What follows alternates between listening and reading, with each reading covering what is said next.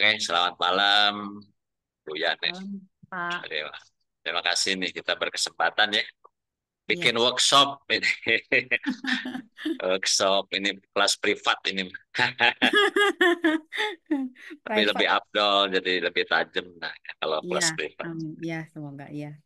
Jadi memang sebenarnya topiknya kan kepersonalian. Jadi saya udah Iya, siapin materinya. Ya kita bikin jadi dua bagian ya proses iya, belajar kita. Pertama mungkin kita akan bicara dari sisi konsep, historis, frameworknya. Nanti pertemuan kedua kita aplikatif. Karena iya. kemarin kan udah dicoba bikin semacam apa self audit. Self Nah, audit. kan Iya, dari situ kemudian kita tahu apa sebenarnya yang udah berjalan, mana yang belum, iya, kira-kira action plan apa. Jadi iya. kurang lebih begitu. Baik, Jadi Pak. ini namanya workshop kepersonalian. Iya. Mungkin sih ada yang punya kesan ini apa enggak untuk mundur ke belakang gitu ya karena dianggapnya istilah personality ada kuno gitu ya Iya. istilah. Sekarang asalnya mah bukan itu lagi ya namanya ya. Nah, Di padahal justru HRD, ini iya. ada nggak seluruhnya benar sebenarnya. Makanya perlu di awal itu saya kan bahas dari sisi konsepnya dulu ya. Iya, Tidak berarti kepersonalian itu ditinggalkan. iya. Jadi kepersonalian ini tetap eksis. Kalau nggak ada kepersonalian juga terus gimana dong nanti urusan hal teknis administratifnya, ya kan? Administratifnya, iya. Kalau mau nggak mau kan mesti diurus juga. Iya. Nah, mungkin saya akan overview dulu ya, secara garis besar lah, gambar besarnya istilahnya, big Iya, Pak. picture-nya dulu lah ya. Iya. Jadi big picture-nya itu begini, saya mungkin sambil gabung dengan apa pengalaman saya gitu. Iya. Karena saya sendiri masuk ke bidang HR atau personalia ini nggak sengaja sebenarnya. Oh, Karena kan background saya kan dari HI ya hubungan internasional iya. dari FISIP. Nggak tahunya kemudian saya diterima kerja di perusahaan tekstil, masuk di bagian personalia umum. Nah ini dulu ya, bagian personalia umum. Belum populer istilah HR gitu ya, atau Iya. human capital, apalagi apa itu Iya. binatang apa, nggak populer gitu. Dulu sih tahun 90 lah. 1 Mei itu ini. Jadi saya selalu ingat karena 1 Mei itu hari buruh. Iya. Jadi kebetulan saya hari pertama kali saya kerja itu di perusahaan sebagai pekerja full time ya karena sebelumnya saya cuma ngajar aja di bimbel gitu ya part time. Hmm. 1 Mei 90 itu saya masuk di bagian personalia dan umum di perusahaan tekstil cukup besar lah di Bandung ini ya Muhammad Toha lah Bandung Selatan. Hmm. Ternyata saya masuk diberi tugas itu pegang rekrutmen gitu. Hmm. Aneh juga ini. Saya orang hubungan internasional disuruh pegang rekrutmen. Hmm. Nah, jadi tahun 90-an kalau yang saya alami, itu istilah human resource atau HRD itu belum populer. Hmm. Justru istilah yang dipakai ya personalia, kadang digabung dengan personalia umum.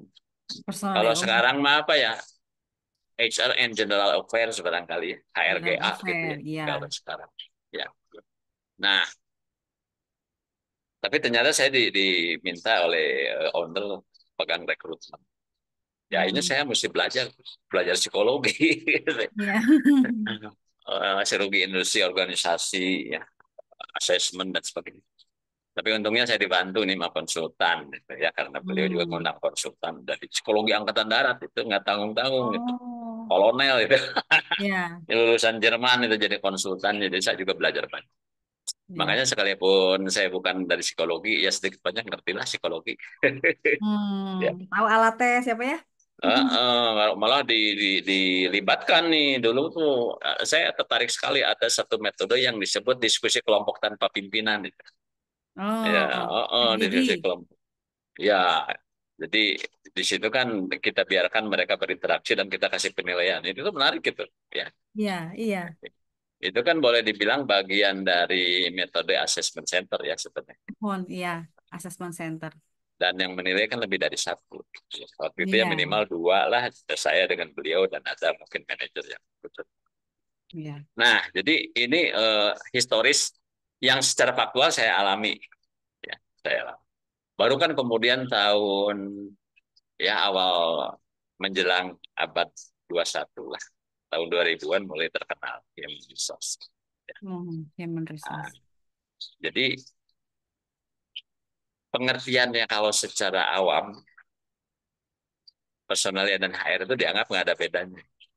Tapi kalau Iya. kalau kalau kita mau kaji secara akademis, ya, istilah kerennya akademis, itu ada perbedaan. Iya. Sekalipun dulu itu kalau kita belajar personalia itu ada buku wajib tuh karangan Edwin B. Flippo. Itu Hmm. populer banget, itu hampir semua universitas di Indonesia pakai itu, malah di dunia pun. Kalau di Indonesia diterjemah ada 2 jilid. Itu di bukunya Flippo ya. Itu manajemen personalnya itu terbagi dari 2 kelompok fungsi. Itu. Yang pertama Hmm. fungsi manajerial, Ya. satu lagi fungsi operasional. Nah, kalau yang manajerial itu sih sama dengan bidang lain, yaitu yang disebut PODC, pernah dengar mungkin. Ya. Planning, organizing, directing, controlling, itu fungsi Ya. manajerial.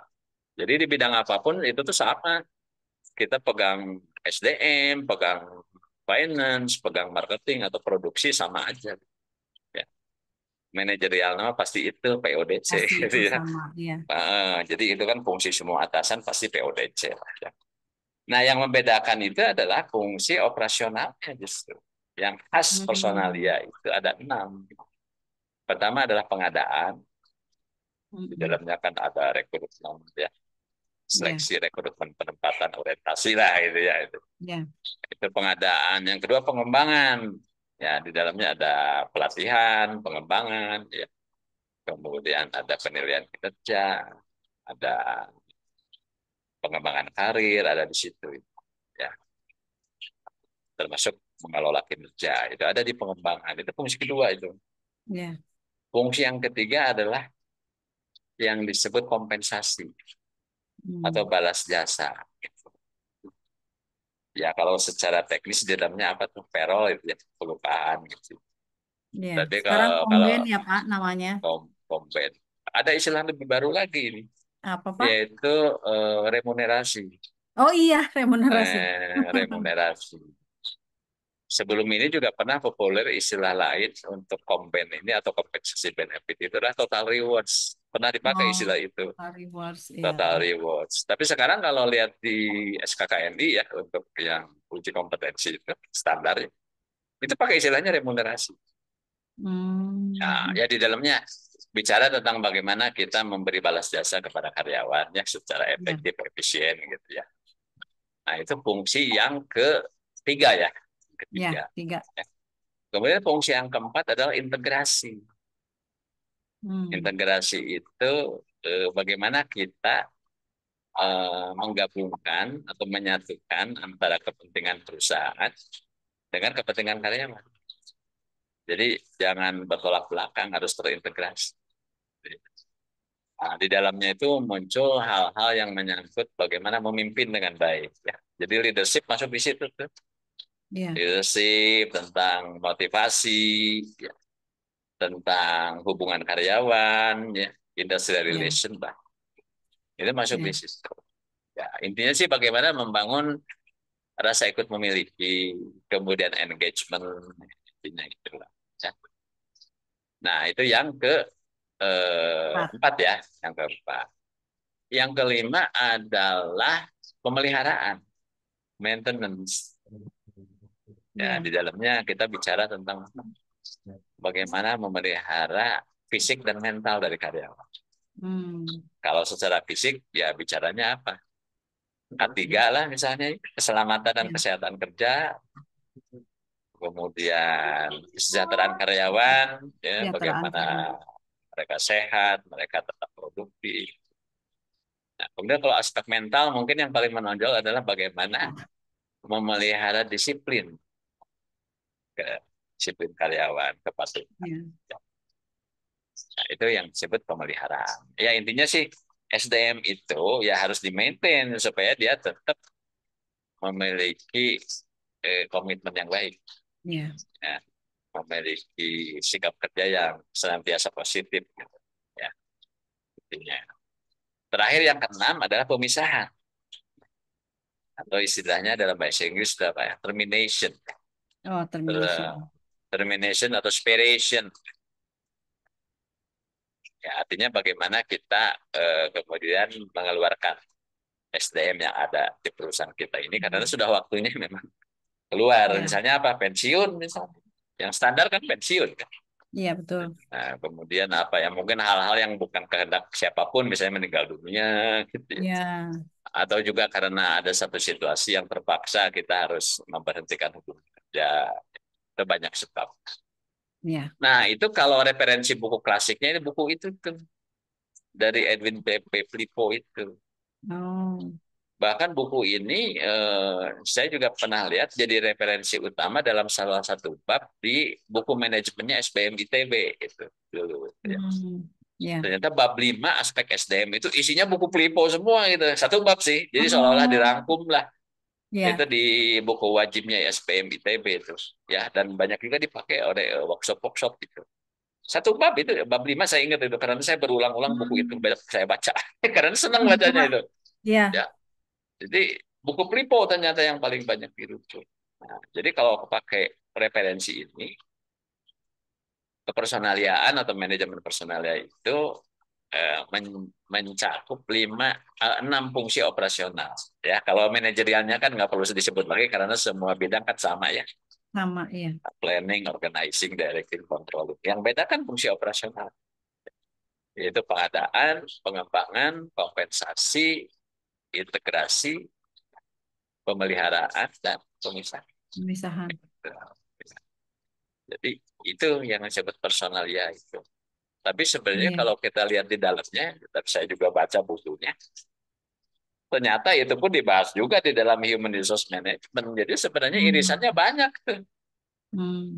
Irisannya Ya. banyak. Ya. Antara personalia dengan HR gitu. Ya. Ya. Ya sekarang istilah HRD pun kan sebenarnya D-nya itu apa sih? Kalau HR-nya ya human resource lah. Bisa. D-nya apa coba? Bisa development, bisa departemen. Tuh. Kalau Dan yang itu untuk maknanya kepersonaliaan beda itu. bisa, iya Eh, departemen ya Pak ya yang isinya personal kepersonaliaan departemen. Kalau development ya isinya ke development Pengembangan. pengembangan. Ya, lebih kepada bagaimana mengembangkan SDM ya, ya fungsi training and development, fungsi assessment, ya kan, fungsi Hmm. karir. Tapi kalau human resource department kan luas di dalamnya. Ya, Nah, tinggal sekarang soal general affairs atau disebut dulu mah bagian umum ya. hmm, ya. Sebenarnya itu mah di luar domainnya personalia HRD, sebenarnya iya, di iya. luar ya beda lagi. Karena itu ya pokoknya sisa dari semua fungsi masuk ke situ gitu ya. Iya. Segala macam dimasukin gitu ya. Yang katanya ya ada yang sambil bergurau. Kalau bagian umum itu adalah bagian segala rupa gitu ya. Iya. Gado-gado gitu. Dari mulai bikin kopi sampai fotokopi kan. Ya. Dari mulai keset sampai kloset gitu. Ya lingkupnya banyak gitu. Iya, Bahkan sebenarnya ada juga yang memasukkan aspek legal di situ. iya, Ya terutama perizinan lah ya. iya, Perizinan kalau legal sendiri kan luas sebenarnya. Legal. iya luas. Jadi kalau dianggap bahwa legal isinya cuma perizinan ya itu sempit itu. Legal itu Iya, luas. Ya termasuk misalnya mengenai kontrak-kontrak bisnis ya kan. iya, Kemudian penyelesaian kasus, mungkin ada gugat menggugat di pengadilan kayak gitu ya. iya. Itu masuk ke ada Hmm. juga yang digabungin semua tuh. HRGA legal. Wah, Legal. itu wah, lengkap itu. HRGA legal. Itu lengkap. Itu harus orang super tuh yang duduk di situ. Iya, Ya, di ya. sana legalnya terpisah. Nah, itu kalau referensi yang kita ambil dari textbook ya, yang Iya. dulu banyak dipakai. Nah, sekarang kalau dalam pemahaman yang lain juga ada sih sebenarnya makna dari kepersonalian itu lebih memfokuskan kepada aspek ketatausahaan dari Hmm. pengurusan SD. Iya, tata Jadi usaha ya. ketatausahaan itu apanya? Ya administratif. Administrasi, iya. Betul. Pencatatan. Ya, itu yang disebut kepersonalian. Jadi jadi urusannya ke banyak kertas, banyak data. Gitu. Iya. Nah, saya mencoba mengangkat referensi lain yang kayaknya bagus juga ini, yaitu dari salah satu pakar SDM yang ya boleh dibilang sekarang mah disebutnya ya guru besar, maha guru lah, yaitu David Ulrich gitu ya. David. David Ulrich ya. Nah, ini saya ada slide-nya, saya share slide-nya. Iya, Pak.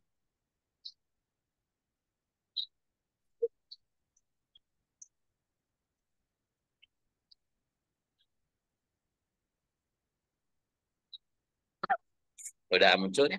Udah muncul Pak, ini yang kemarin di share ya Pak ya. Ya, nah, Ibu cuman udah saya ada ngopi. kelewat, ada tambahan slide ini, yaitu Oh yang iya, Ulrich ini, ya. Nah, coba kita lihat ini konsep kepersonalian itu sebenarnya seperti apa.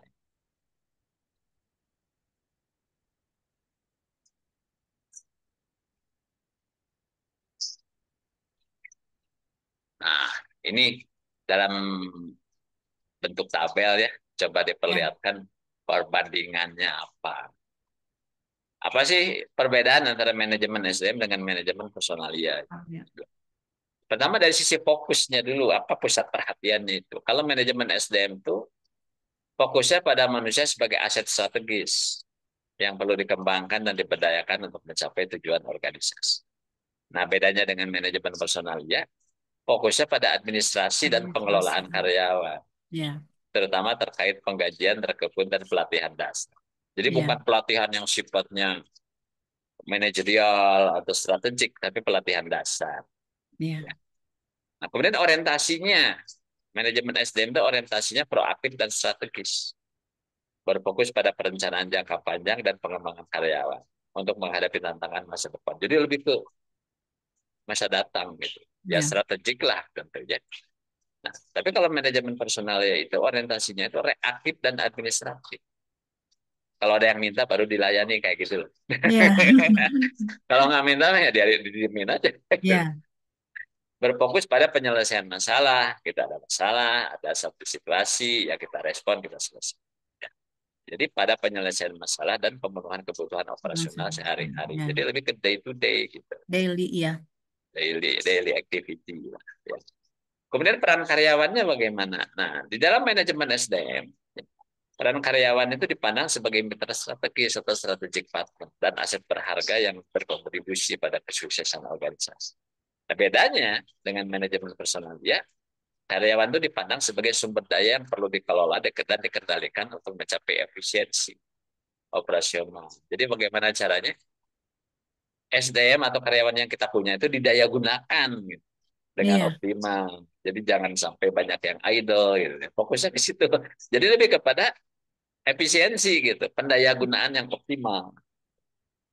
Berikutnya, lingkup kegiatannya apa? Nah, kalau manajemen SDM, lingkup kegiatannya lebih luas, mencakup seluruh siklus hidup karyawan, mulai dari perencanaan, rekrutmen, seleksi, pelatihan pengembangan, penilaian kinerja, kompensasi dan benefit, hingga hubungan industrial.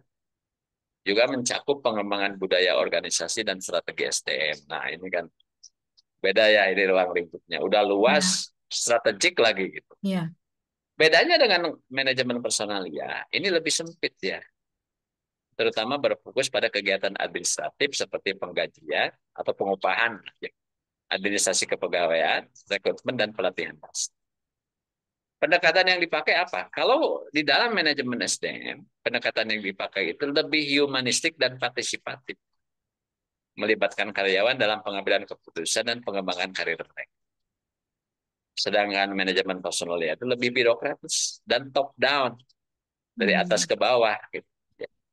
Dengan manajemen yang memegang kendali penuh atas kebijakan dan keputusan terkait karyawan. Ya ya, makanya kalau gaya-gaya orang personalnya zaman dulu itu kan ya kelihatannya jarang dialog gitu. Jarang ya, dialog. Kebanyakan pakainya instruksi kan. Ya ya. pokoknya gini gitu. Ya udah jalanin aja, yang penting kamu Kaku juga ikutin. ya Pak ya, kaku Aku tapi administrasinya lebih detail. tuh itu pendekatannya yang berbeda. Kemudian tujuannya, manajemen SDM ini tujuannya meningkatkan kinerja organisasi melalui pengembangan dan pemberdayaan, ya, empowering ya, menciptakan lingkungan kerja yang positif dan membangun hubungan industrial yang Sedangkan dalam manajemen personalia tujuannya memastikan kelancaran operasional organisasi dengan memenuhi kebutuhan administratif terkait karyawan seperti penggajian dan Penggajian. administrasi kepegawaian. Ya, banyak pekerjaan yang sifatnya tulis menulis administratif. Berikutnya, dalam aspek pengukuran kinerja. Kalau dalam manajemen SDM, ini menggunakan berbagai indikator kinerja, termasuk kepuasan karyawan, ya, tingkat retensi, ya, produktivitas dan kontribusi terhadap pencapaian tujuan strategis. Sedangkan dalam manajemen personal ya, ini berfokus pada pengukuran kinerja yang bersifat kuantitatif, seperti jumlah karyawan direkrut berapa, tingkat absensinya, dan biaya tenaga kerja. Ya, jadi memang lebih apa ya, lebih ke spesifik teknis gitu, ya, kalau yang di personalia ini. Nah, kemudian peran teknologinya bagaimana peran teknologi? Kalau dalam manajemen SDM, ini memanfaatkan teknologi informasi untuk meningkatkan efisiensi dan efektivitas pengelolaan SDM. Seperti sistem informasi SDM atau HRIS ya, Human Ya, Resource Information System, sistem. e-learning ya atau apa ya, yang disebut learning management system sekarang canggihnya itu ya, dan rekrutmen online ya. Hmm. Zaman sekarang kan udahnya masuk ke situ. Nah, sedangkan kalau di dalam manajemen personal itu penggunaan teknologinya terbatas pada kegiatan administratif dasar seperti pengolahan data karyawan dan penggajian. Jadi memang mungkin ya berkutatnya di sekitar payroll aja gitu ya. Iya, Gitu, ya. Nah, kesimpulannya dari yang tadi disampaikan dalam tabel-tabel itu, ya. manajemen SDM merupakan pendekatan yang lebih modern dan strategis dalam mengelola sumber daya manusia dibandingkan dengan manajemen personalia yang lebih tradisional Dan administratif. dan administratif. Manajemen SDM menekankan pada pengembangan dan pemberdayaan karyawan sebagai aset strategis untuk mencapai tujuan organisasi. Sedangkan manajemen personal ya lebih berfokus pada administrasi dan pengelolaan karyawan untuk memenuhi kebutuhan operasional. Jadi kurang Hmm. lebih begitu Ya, perbedaannya antara ya, human resource management dan personal ya. management. Nah, sebelum saya lanjut, barangkali ada yang mau dikomentari atau ditanyakan, Bu? Nggak ada, Pak. Ya, Oke, kita lanjut slide berikut. Nah, ini kita bicara di bagian dua ini administrasi kepersonaliaan. Jadi fokus ke administrasi kepersonaliaan.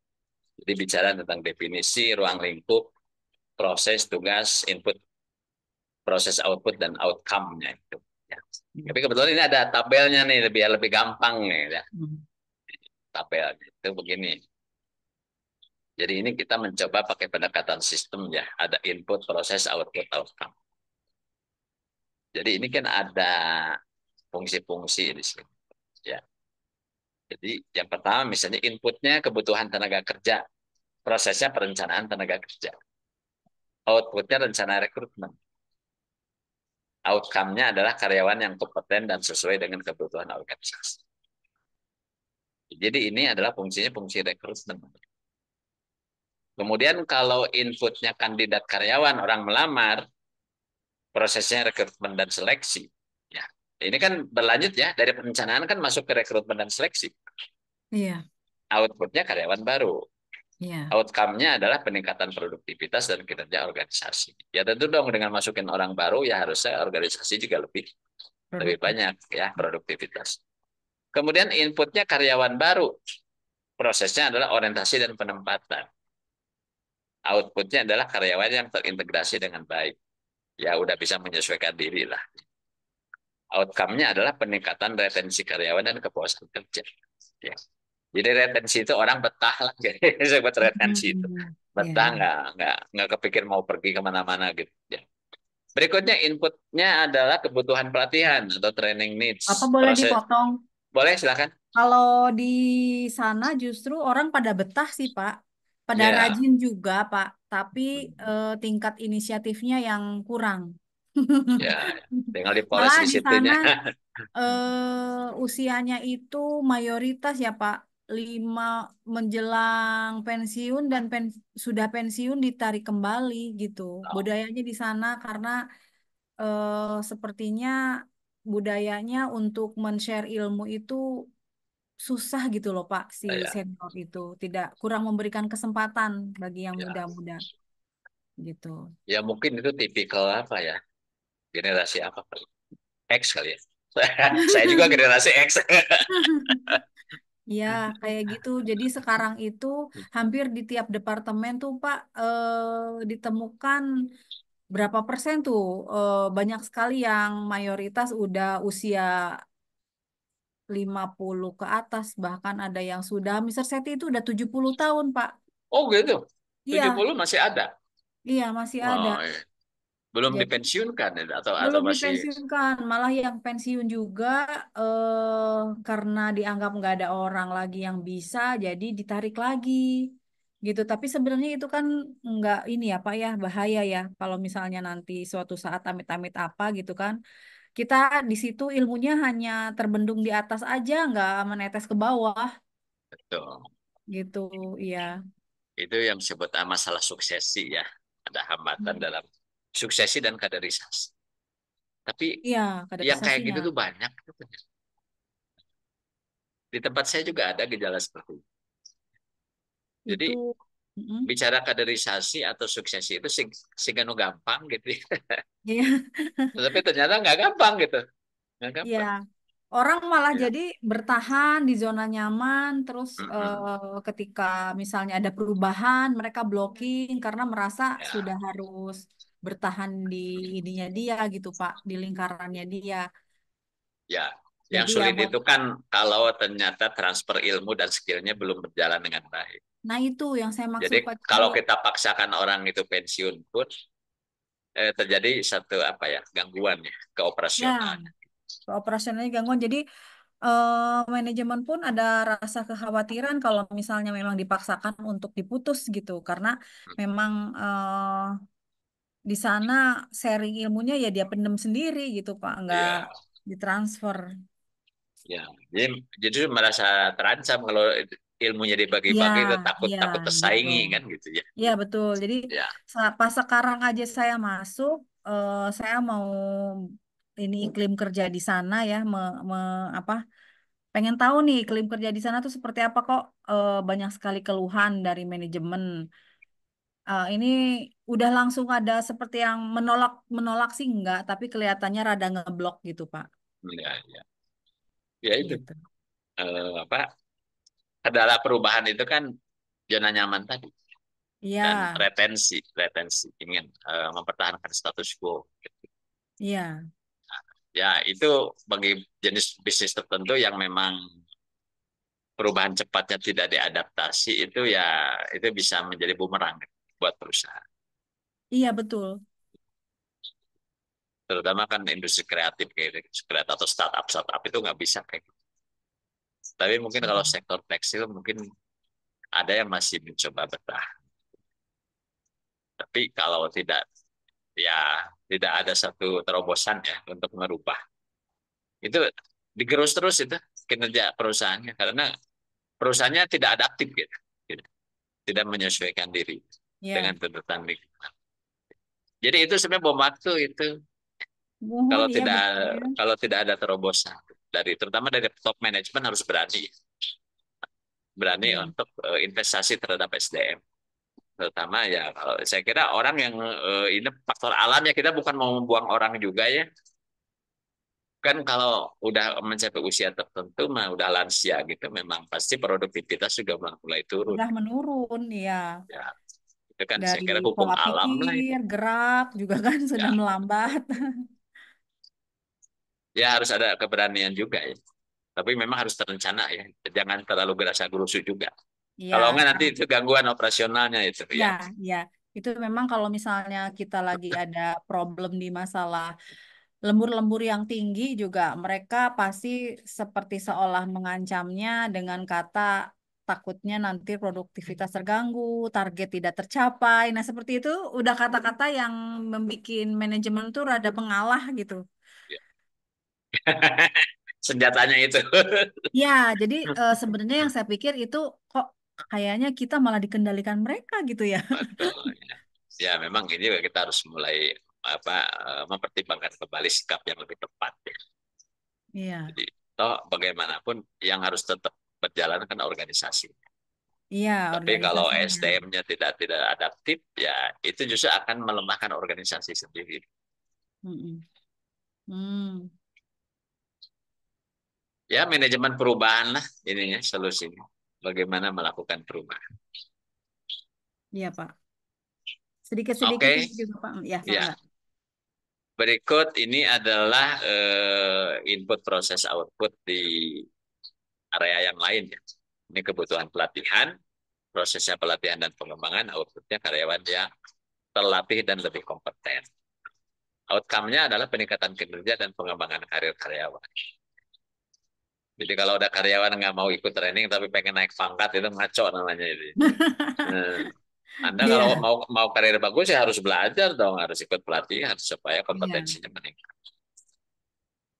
Input berikutnya data kinerja karyawan. Nah, prosesnya penilaian kinerja. Ya, outputnya umpan balik kinerja.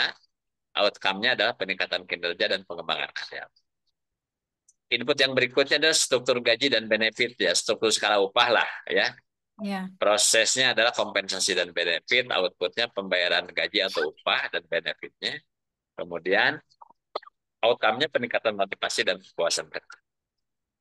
Berikutnya adalah data karyawan sebagai input, prosesnya administrasi kepegawaian. Nah ini barangkali yang disebut kepersonalian dalam arti yang spesifik. Ya. Hmm, Ini administrasi kepegawaian atau iya, kepersonalian itu. Inputnya data karyawan, outputnya adalah data karyawan yang terorganisir sesuai kebutuhan. Ya. iya, iya. Kemudian outcome-nya adalah efisiensi administrasi dan kepatuhan terhadap peraturan. Nah, jadi Iya. mungkin ini yang perlu saya garis bawahi.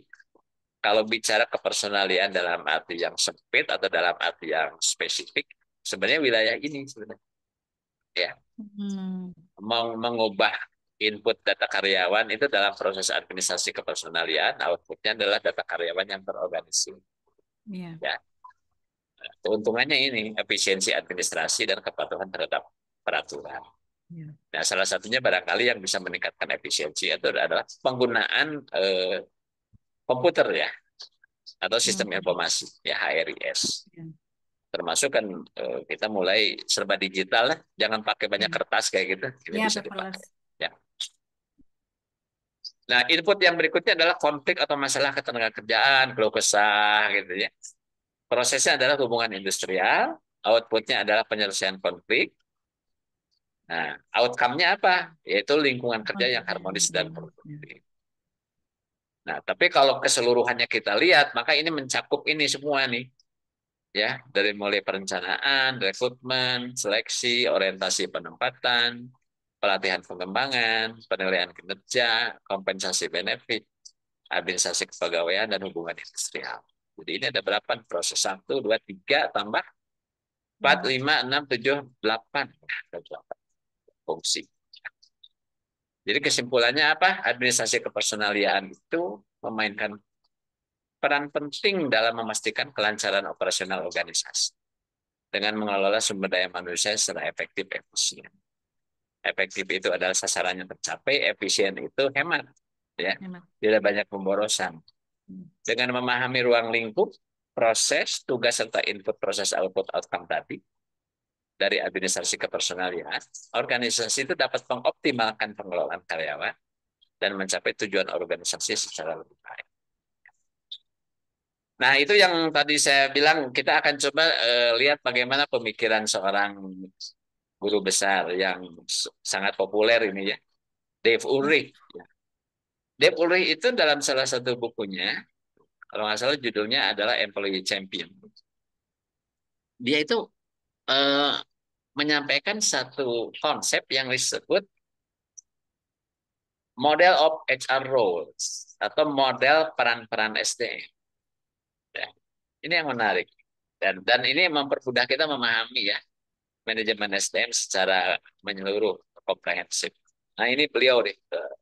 Ini udah berumur sih mungkin di atas 70 kali, tapi masih ganteng orangnya, Oh, gagah nih. Ya, ini dia, foto yang sekarang, Pak. ya mungkin berapa tahun yang lalu lah. Saya Hmm, lihat di YouTube-nya sekarang ya karena udah berumur juga ya udah lebih ya udah lebih banyak kerutan lah. iya, Ini tapi tampilannya memang ini ya gagah gitu ya, keren orangnya. ya. Nah, ini profesor beliau. Oh, Nah, profesor. Jadi model dari URI itu begini.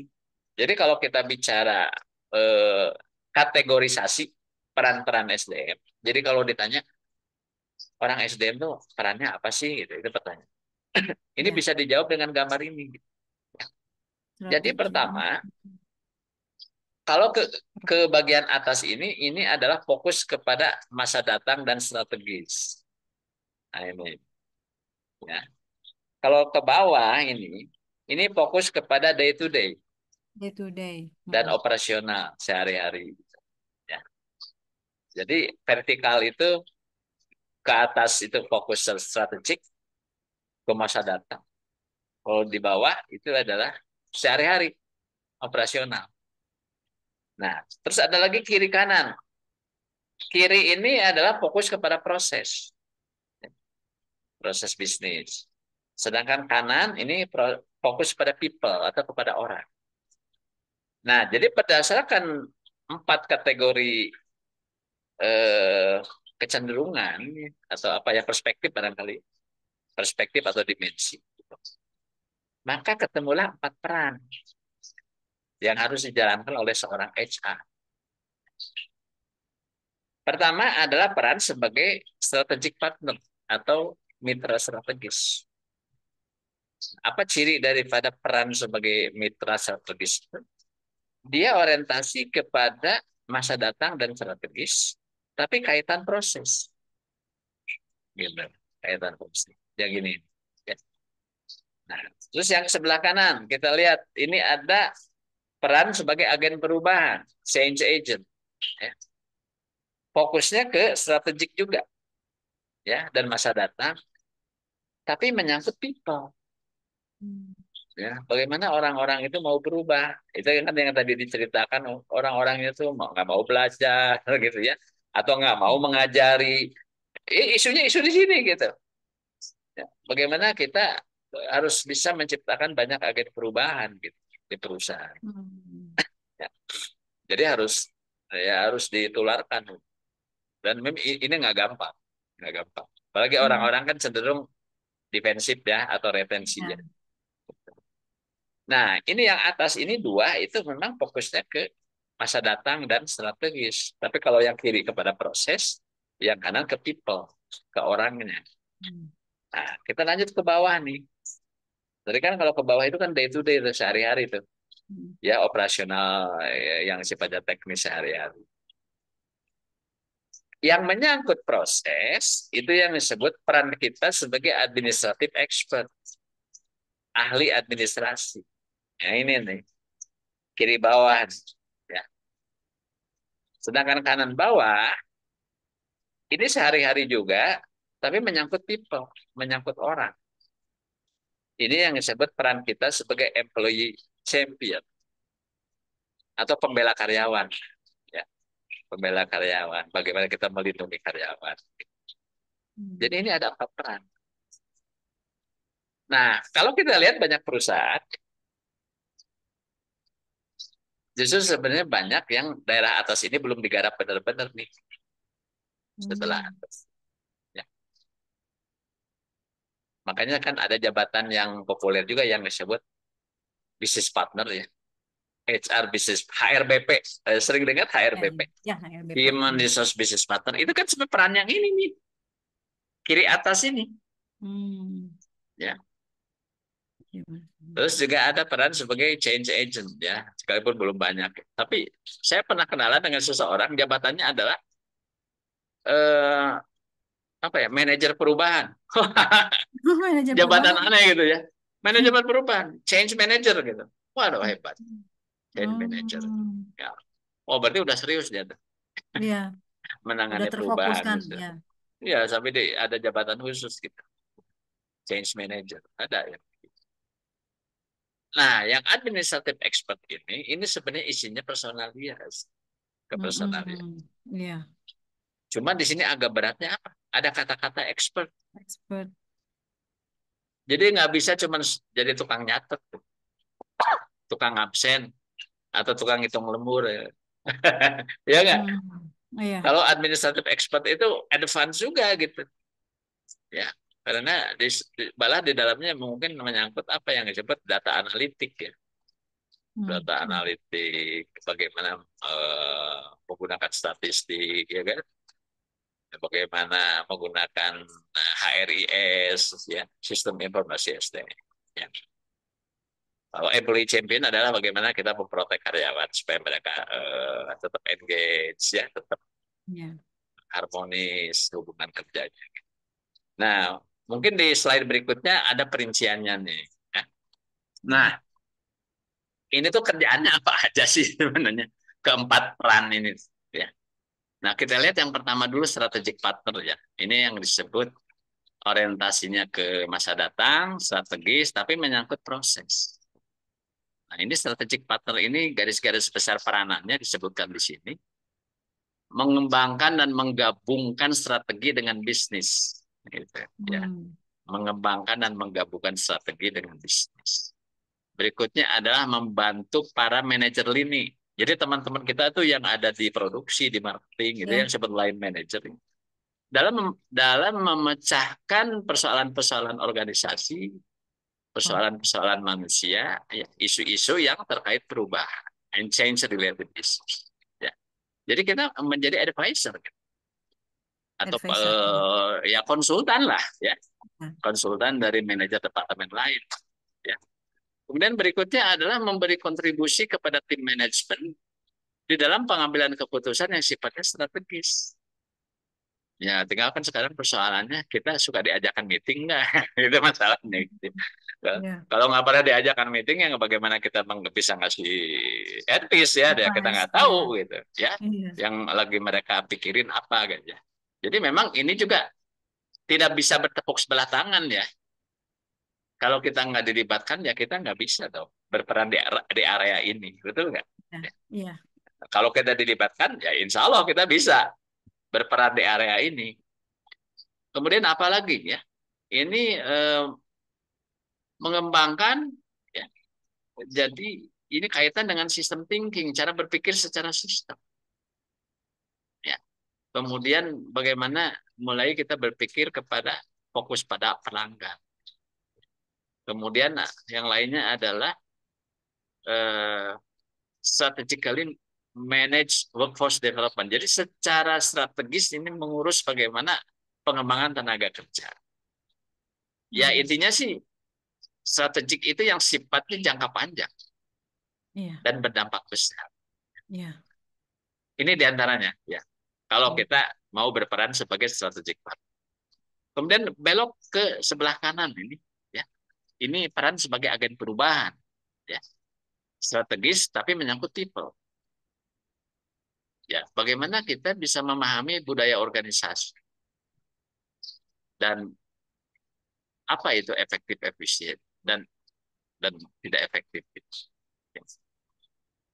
Jadi kaitan budaya. Hmm. Kemudian bagaimana kita melembagakan kapabilitas perubahan di dalam organisasi. Jadi menularkan ide-ide, menginspirasi orang supaya orang selalu kepikiran mau berubah, Hmm. menciptakan sesuatu yang baru yang lebih baik. Hmm. Jangan ada di zona nyaman. Yang sekarang banyak diobrolin itu apa ya? Bagaimana menumbuhkan grow mindset, Grow mindset mindset. bertumbuh, bukan bukan fixed mindset. Jadi kita bagaimana ini switching ya, merubah orang dengan fixed mindset yang tadi diceritakan itu di banyak tempat termasuk di tempat kita ya. Itu orang-orang tuh digeser gitu mindset itu menjadi mindset yang sifatnya bertumbuh. Ya. Hmm. Kemudian yang berikutnya adalah membantu para manajer ini untuk memimpin dan memfasilitasi perubahan gitu. Jadi kita ini berperan sebagai katalisator, sebagai Hmm. lokomotif ya, lokomotif dalam melakukan perubahan. Nggak gampang ini. Apalagi kita boleh dibilang berjuang sendirian ya. Wah, Iya. susah itu. Berjuang sendirian, stres sendiri gitu, yang lainnya EGP gitu. Emang gue pikirin gitu ya, susah. Iya. Dan ini memang kalau yang saya rasakan ya perlu campur tangan yang cukup besar dari top management. Ya. Hmm. Kalau kalau beliaunya nggak in charge, susah ini.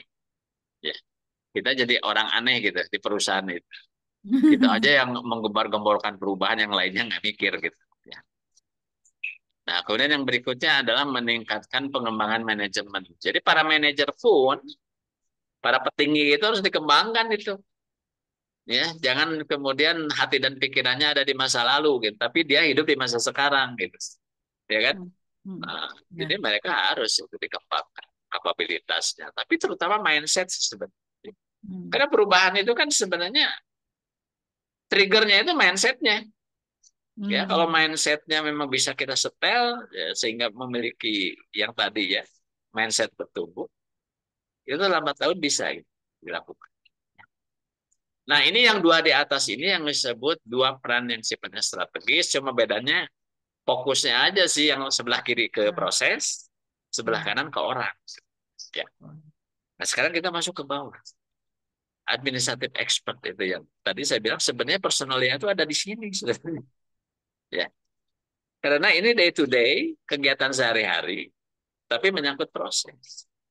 Nah, tapi karena ini ada kata-kata expert, ini jadi nggak gampang juga. Karena saya bilang ini advance sebenarnya lah. Kepersonalian tapi advance gitu. Ya. Karena udah kelasnya kelas expert, pakar, ya kan? Pakar Ya. administratif gitu. Nah, apa saja sih? Nah, ini disebutkan menciptakan dan mendeliver proses HR yang efektif efisien. Nah, bagaimana cara?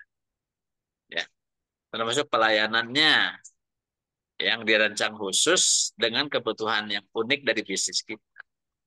Gitu. Jadi misalnya kita bicara payroll misalnya. Ya. Bagaimana kita bisa menciptakan satu payroll yang efektif efisien?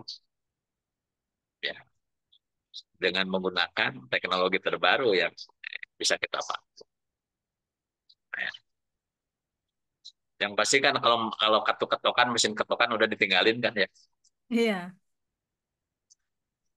Sekarang udah pakai apa? Finger scan atau mungkin selfie. Ya.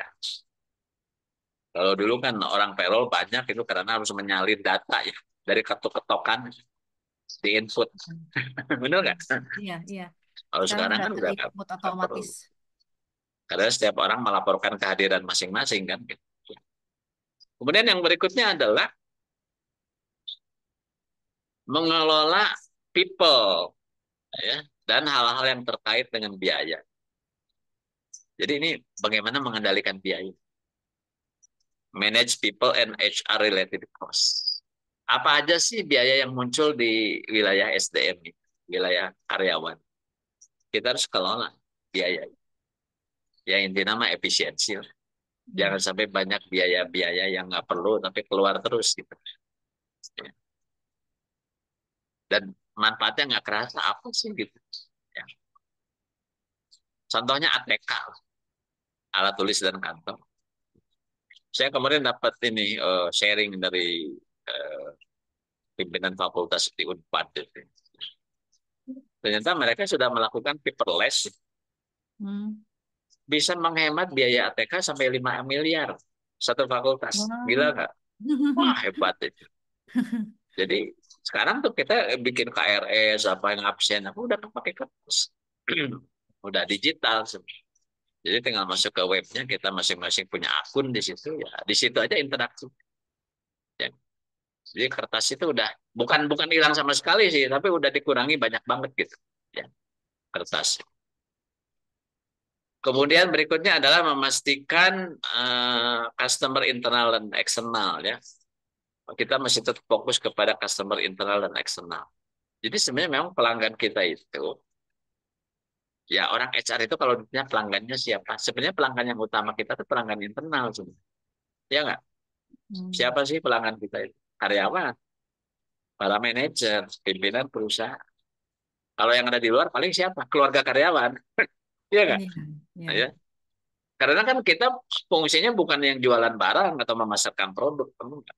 Ya. Iya. Jadi kita tidak ada hubungan yang secara langsung dengan yang membeli produk perusahaan. Ya. Jadi kalau orang HR itu kan customer ya internal customer terutama. Ya. Berikutnya ada applies. Nah ini menerapkan teknologi informasi untuk bisa mendeliver produk-produk HR yang berkualitas dan cepat. Ya. Saya ambil contoh misalnya di tempat saya sekarang, misalnya kalau untuk urusan izin-izin karyawan keluar atau cuti atau sakit itu kita sudah nggak pakai kertas, ada semacam aplikasi di internal yang bisa dipakai.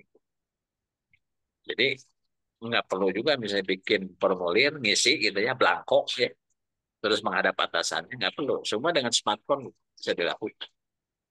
Ya, terus kami juga kan ada karyawan di toko-toko, tuh, ya, di departemen store gitu. Itu kan tersebar se Indonesia. Itu kan repot kalau pakai absensi, misalnya pakai video scan terus mau nebeng ke toko juga kan nggak mungkin ya. Kita pakai ini selfie, ya. Jadi kayak GPS itu Hmm, cara kerjanya. ya, Jadi udah, oh, itu langsung masuk datanya. Ya. Ini contohnya. Termasuk kan sebenarnya banyak hal seperti misalnya kita masih suka ngeprint slip upah misalnya ya. iya, Kenapa sih nggak dibikin digital aja? Orang bisa masuk ke akun dia masing-masing. Lihat aja. Kan nggak perlu di print kan. Yang penting mah cuma pengen tahu ya saya dapat berapa, potongannya iya, berapa. Betul nggak? iya, iya. Itu kan bisa. Menurut saya mudah itu yang kayak gitu. Ya tinggal dari pimpinan udah siap nggak misalnya meningkatkan transparansi ya. Karena mau nggak mau kan kalau digital ini memang menuntut transparansi juga. Atau kalaupun misalnya kita ingin protek kerahasiaan ya, ya yang penting orang-orangnya aja gitu, jangan kemudian saling memperlihatkan informasi masing-masing gitu. Itu yang ditakutkan justru Pak. Tuh, memang Kebanyakan iya. grup juga saling dibandingkan Hmm. antar temen itu. Jadi aja Ya budayanya kecemburuan masih gitu, yang masih ya masih gitu. masih kayak gitu. Padahal kan tiap orang itu sekalipun jabatan sama bisa saja beda, karena kan performance beda, betul nggak? Iya, iya. Performance beda, kompetensi beda, kenapa harus sama? Hmm, Ya, iya, nggak mungkin sama lah tiap orang. Karena mungkin ada yang lebih pintar, ada yang lebih rajin. iya. Ya susah sih, ini mindset. Ya. Hmm, Budaya. Ya. iya, kembali lagi ke budaya. Nah, ini yang terakhir yang peran yang day to day juga, tapi menyangkut people, yaitu employee champion, ya, atau pembela karyawan. Ini apa? Develop strategies and help implement action. Jadi mengembangkan strategi dan membantu tindakan penerapan yang bisa mendorong kontribusi SDM. Jadi gimana caranya supaya karyawan itu lebih berprestasi, lebih berkontribusi. Saya kira ini konsepnya sebenarnya engagement, saudara. Ya, Hmm, bagaimana supaya karyawan itu engage, memiliki keterikatan emosional dengan perusahaan sehingga dia tuh ingin memberikan yang terbaik gitu buat perusahaan. Kemudian ini membangun komitmen tenaga kerja. Ya, ya konsepnya tadi sama lah engagement juga. Kemudian memastikan praktek-praktek dan proses SDM yang beretika dan adil. Ya, ya ini kaitannya sih compliant lah. Kayak gitu. apa ya? Hmm. Ya, voice of employee, nah ini VOE, voice of employee. Bagaimana kita bisa juga mengakomodir atau melakukan dialog lah saya kira. Jadi kalau karyawan punya ide atau gagasan itu kita harus bisa ya, memfasilitasi. Ya memang tidak semua ide itu bagus, tapi ada juga yang bagus kan gitu ya. Kalau Iya. yang bagus kenapa enggak gitu. Sekalipun datang dari level operator, kalau itu ide-ide yang bagus ya why not. Nah kurang lebih inilah kalau kita menggunakan konsep dari Dave Ulrich itu tentang 4 peran dari orang HR itu ya, yaitu peran strategic partner, agen perubahan, ahli administratif dan employee champion. Nah sekarang pertanyaannya, ini kita harus jalanin empat-empatnya atau cukup salah satu aja atau salah dua ya? Ya sebenarnya kalau ada satu satu pembahasannya bahwa sebenarnya yang bisa lebih memberikan dampak kepada perusahaan itu sebenarnya yang strategis ini yang dua di atas itu. Hmm. Ini dampaknya luar biasa ya kepada bisnis.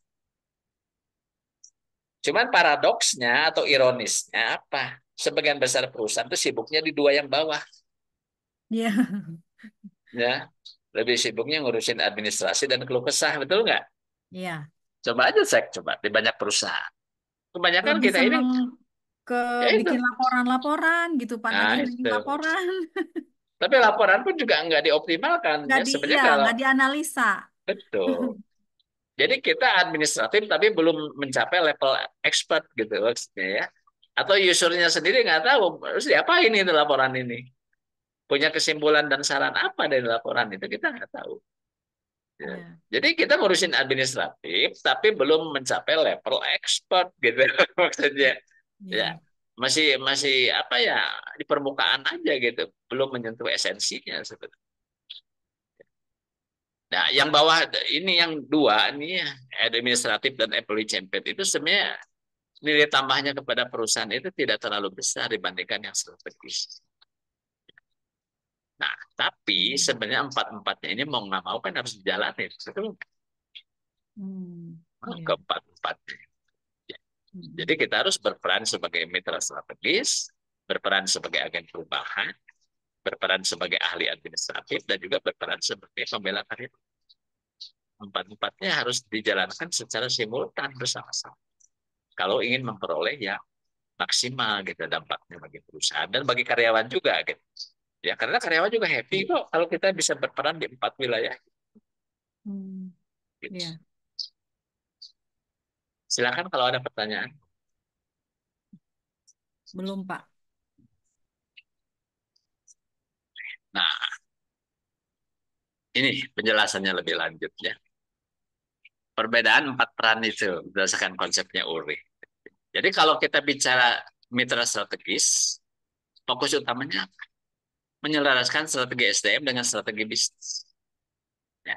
Hmm, Kalau ahli administratif, meningkatkan efisiensi dan efektivitas proses administrasi. hmm, Ya, jadi supaya efektif efisien bagaimana proses administrasi. hmm, Kalau sebagai pembela karyawan atau employee champion, fokus utamanya apa? Membangun hubungan positif dengan karyawan dan memastikan kebutuhan mereka terpenuhi. Ya. Toh kalau kebutuhan mereka terpenuhi memang nggak akan banyak komplain sebenarnya. Ya, iya, ya kan? Kemudian kalau sebagai agen perubahan, fokus utamanya apa?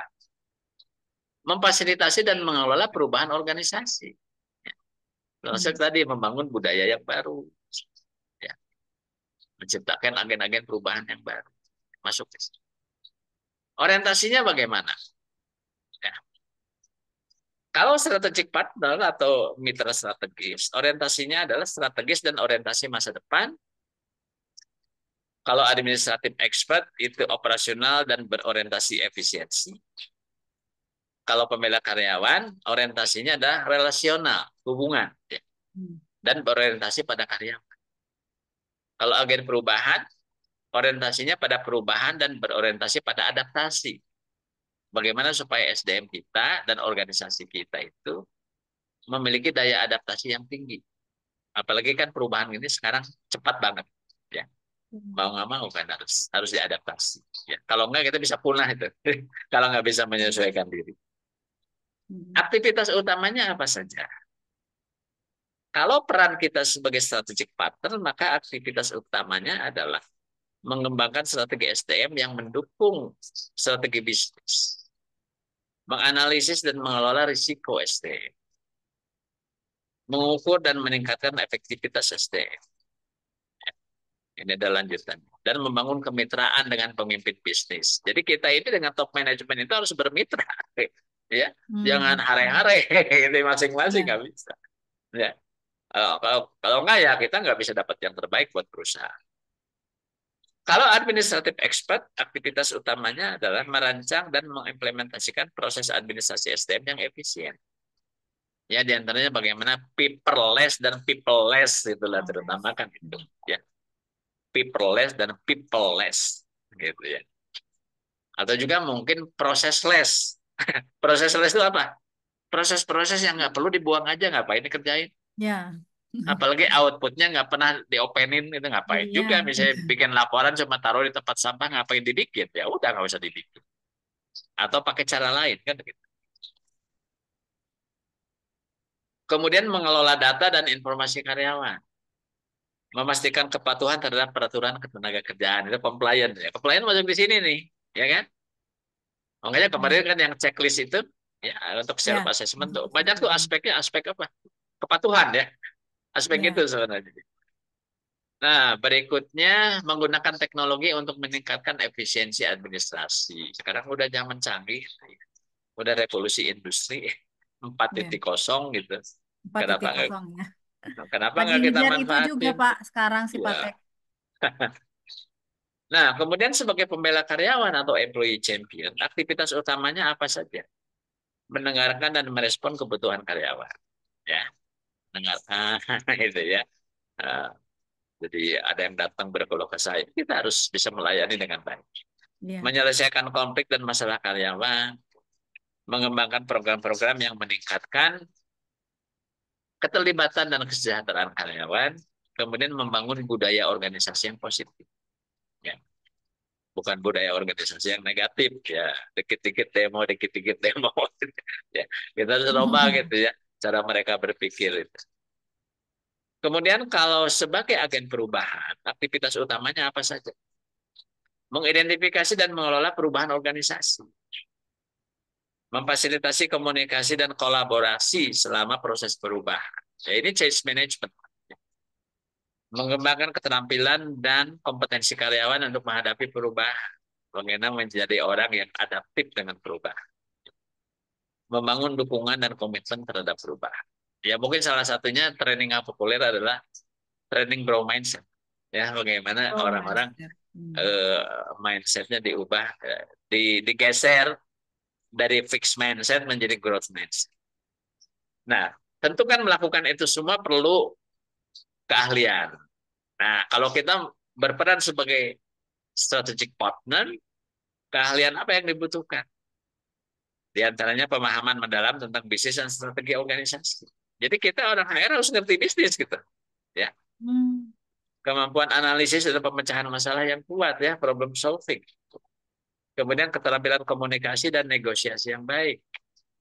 Kemudian kemampuan membangun hubungan dan mempengaruhi orang lain, ya. Jadi kita harus bisa menjadi leader dan influencer, gitu, ya. Berikutnya untuk seorang ahli administratif, keahlian apa yang dibutuhkan? Nah ini fokus nih, karena personalnya kan ada di sini kan. Ya. Ya.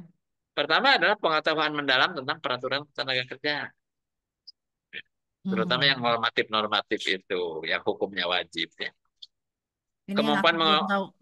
nah ini, ya. Ya, Tapi kan terwakili kemarin ya dengan checklist itu. checklist. Ya, Ah. ya, itu paling tidak udah terwakili lah, mungkin 80% udah terwakili di situ. Hmm. Kemudian kemampuan mengelola data dan informasi dengan baik. Ya. Keterampilan organisasi dan administrasi yang kuat. Kemampuan menggunakan teknologi informasi. Ya, bagaimanalah kita punya komputer, punya program, punya software itu bisa dimanfaatin aja intinya itu. Berikutnya, keahlian apa yang dibutuhkan kalau kita ingin berperan sebagai pembela karyawan yang efektif? Pertama adalah keterampilan mendengarkan dan komunikasi interpersonal yang baik, ya, komunikasi antar pribadi yang baik. Kemudian empati dan kemampuan memahami perspektif orang lain. Kemampuan menyelesaikan konflik dan membangun konsensus. Berikutnya adalah keterampilan membangun hubungan dan kepercayaan. Hmm. Soft skill ya, kebanyakan soft skill ini, Soft skill ya, ya. interpersonal ya. Nah, kemudian keahlian apa yang dibutuhkan untuk seorang agen perubahan? Pertama, pemahaman tentang dinamika perubahan organisasi. Kemampuan mengelola proyek dan proses perubahan, change management. Ya. Keterampilan komunikasi dan fasilitasi yang baik. Kemampuan memotivasi dan menginspirasi orang lain. Nah, itu diantaranya keahlian-keahlian yang dibutuhkan. Berikutnya ukuran keberhasilannya apa nih? Nah, jadi kalau kita mau mengukur peran-peran ini nih, ya, apakah kita ini efektif enggak dalam mencapai hasil? Jadi kalau seorang business partner atau strategic partner, maka ukuran keberhasilannya adalah pertama, sejauh mana penyelarasan strategi SDM dengan strategi bisnis? Connect enggak? Iya. antara strategi bisnis dengan strategi SDM. Kalau itu selaras, ya berarti kita sudah cukup berhasil. Hmm. Berikutnya adalah peningkatan kinerja organisasi. Perusahaannya naik nggak performance, ya? Nah itu kan bisa, misalnya menggunakan apa? Balance scorecard misalnya ya, Iya. bisa menggunakan parameter keuangan, parameter customer, perspektif internal business process, perspektif learning and growth, itu bisa dipakai. Kemudian pengurangan risiko SDM. Apa aja sih risiko SDM? Ya terutama risiko yang paling membebani adalah risiko inefisiensi, betul nggak? Iya. Pemborosan biaya. Orang banyak tapi hasil sedikit, itu kan risiko SDM yang paling membebani, ya kan? Hmm. Kemudian misalnya suasana kerja yang tidak kondusif sehingga orang tidak tidak optimal ya produktivitas. Berikutnya apa? Kepuasan pemimpin bisnis terhadap pelayanan SDM. Nah, sejauh mana top management itu menilai layanan kita dari HR itu memuaskan. Ya. Jadi penting sekali ini ya ukuran keberhasilan. Nah, berikutnya ini untuk seorang administratif expert ya, orang yang menangani kepersonaliaan. Ukuran keberhasilannya adalah efisiensi dan efektivitas proses administrasi SDM. Berikutnya kepuasan karyawan terhadap layanan SDM. Misalnya kalau mereka minta layanan sesuatu cepat nggak, ya, akurat nggak, ya kan? Ada yang minta poclaring, ada yang eh, macam-macam, minta slip upah, minta apa pengantar berobat, Iya. macam-macam gitu. Ya, hal-hal yang sifatnya administratif itu mereka puas nggak? Atau mungkin ada yang minta pelatihan gitu, jadi fasilitasi nggak sama kita. Kemudian kepatuhan terhadap peraturan ketenagakerjaan, nah yang kemarin terwakili lah oleh checklist itu ya. Tapi kayaknya PR-nya sedikit. Sebagian Hmm. besar sih udah jalan gitu ya. Iya. Kemudian berikutnya ada pengurangan biaya administrasi SDM. Nah, apa aja sih biaya administrasi? Ya sebenarnya memang ada yang bisa dikendalikan, ada yang susah, ya. Kalau yang Iya. susah dikendalikan itu yang munculnya dari luar. Hmm. Misalnya biaya-biaya izin, retribusi kan itu mah ya itu mah pihak luar ya. Kalau harganya sudah ada dalam peraturan kan kita nggak bisa tawar-menawar kan. Kecuali kalau itu memang sifatnya tidak tertulis. Ya, misalnya mungkin ada biaya dalam tanda petik ya biaya untuk mempermudah gitu ya, tapi nggak ada tarif gitu. Nah itu kan sebenarnya kita masih bisa mengupayakan supaya tidak terlalu boros kan. Ini diantaranya ya ukuran keberhasilan untuk bidang kepersonalian itu ini. Nah berikutnya kalau sebagai pembela karyawan ukuran keberhasilannya pertama ada tingkat keterlibatan dan kepuasan karyawan atau engagement lah ya. Nah ini kan kalau untuk mengukur ini kita ya bisa ya bikin survei atau pakai bikin FGD juga bisa. Ya idealnya di sensus aja deh, sebuah karyawan suruh ngisi kuesioner gitu, ya kan? Iya. Terus kita olah datanya dan kita simpulkan. Kemudian tingkat retensi karyawan. Nah, ya kalau banyak karyawan pada betah, berarti udah bagus ini tingkat retensi. Hmm. Sedikit sekali yang pengen keluar gitu ya. Mau Mm-mm. malah udah pensiun juga nggak mau pensiun. Iya. Ya, berarti tingkat retensinya tinggi. Ya. Kemudian berikutnya iklim kerja yang positif, pengurangan konflik dan masalah karyawan. Jadi kalau konfliknya sangat sedikit, ya, kemudian mereka punya perspektif atau persepsi yang bagus tentang kondisi kerja, berarti it's okay. Ya. Berikutnya adalah apa sih ukuran keberhasilan untuk seorang agen perubahan? Pertama adalah keberhasilan untuk penerapan perubahan organisasi. Ya, ya bisa perubahan visi misi, nilai-nilai misalnya, etos kerja, bisa masuk di situ. Ya. Kemudian peningkatan kemampuan organisasi untuk beradaptasi dengan perubahan. Sejauh mana sih kita bisa mengikuti perubahan yang ada atau kita terseret-seret terus. Hmm. Berikutnya adalah dukungan dan komitmen karyawan terhadap perubahan. Dan sejauh mana karyawan itu punya yang disebut readiness to change ya, kesiapan untuk berubah. Dan terakhir adalah peningkatan kinerja organisasi setelah perubahan. Jadi memang harus diukurnya before after ya. Ya. before program perubahan dan setelah program perubahan itu diukur bagaimana, ada perubahan performance atau tidak. Kesimpulan ya, dari konsepnya Dave Ulrich ini, pertama adalah konsep HR role atau peran SDM dari Ulrich membagi peran manajemen SDM menjadi 4 peran. Yang utama yaitu mitra strategis, ahli administrasi, pembela karyawan, dan agen perubahan. Berikutnya, setiap peran itu memiliki fokus, orientasi, aktivitas, keahlian, dan ukuran keberhasilan yang berbeda. Terakhir, dengan memahami perbedaan ini, praktisi SDM dapat mengembangkan kompetensi yang diperlukan untuk menjalankan masing-masing peran secara efektif dan memberikan kontribusi yang lebih besar bagi kesuksesan organisasi. Gitu.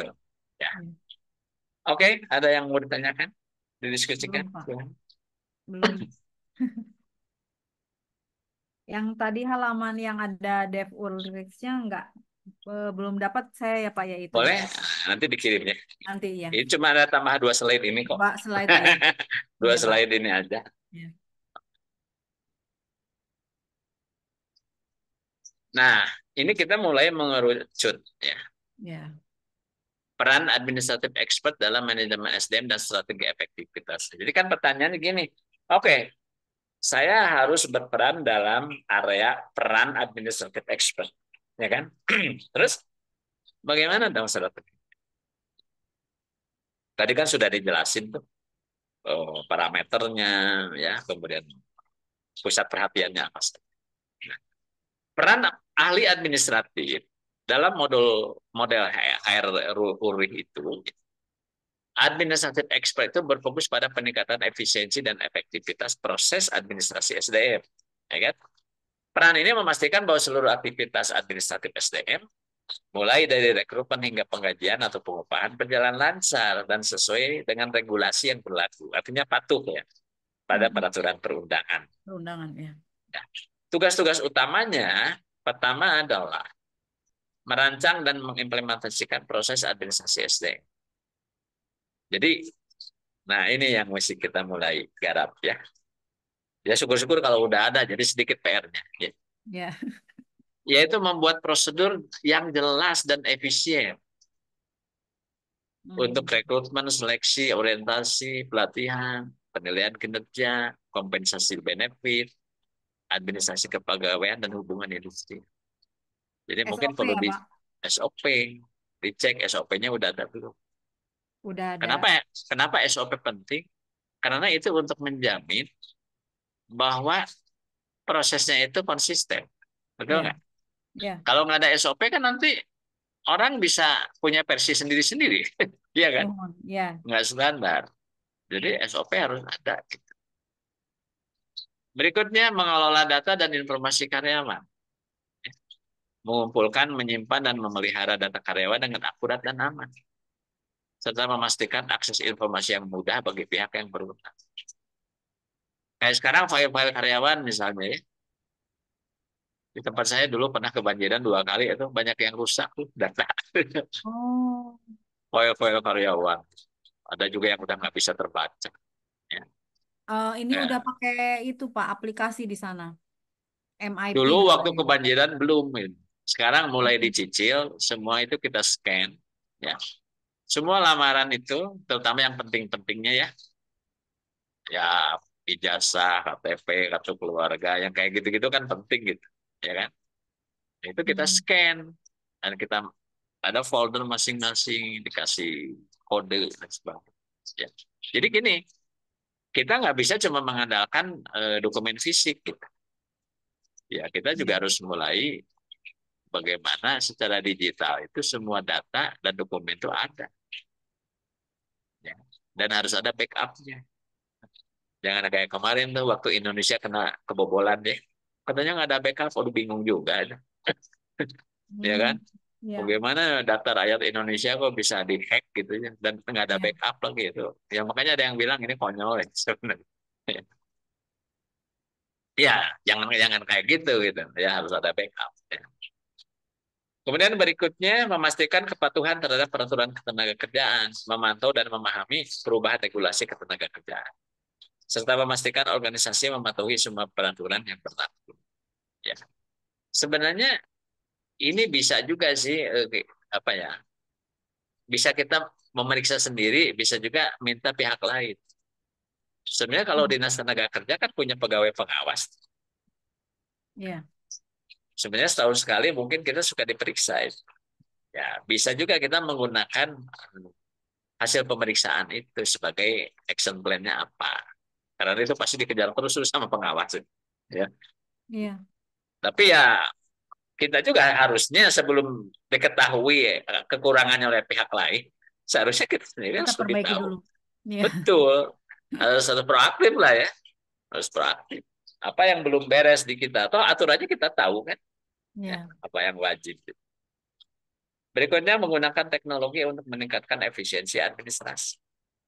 Memanfaatkan teknologi informasi seperti HRIS, Iya. Sistem Informasi SDM, untuk mengotomatiskan proses, mengurangi kesalahan dan meningkatkan produktivitas. Jadi Mm. udah harus sudah mulai dah HRIS Mm-mm. kita menggunakan. Ya, ya sebenarnya sekarang yang nawarin juga banyak kok. Mau software apa? Iya. Yang udah jadi juga tinggal beli aja, install. Hmm. Atau Pak, ini mau bedanya poin kedua dan poin keempat itu apa ya, Pak?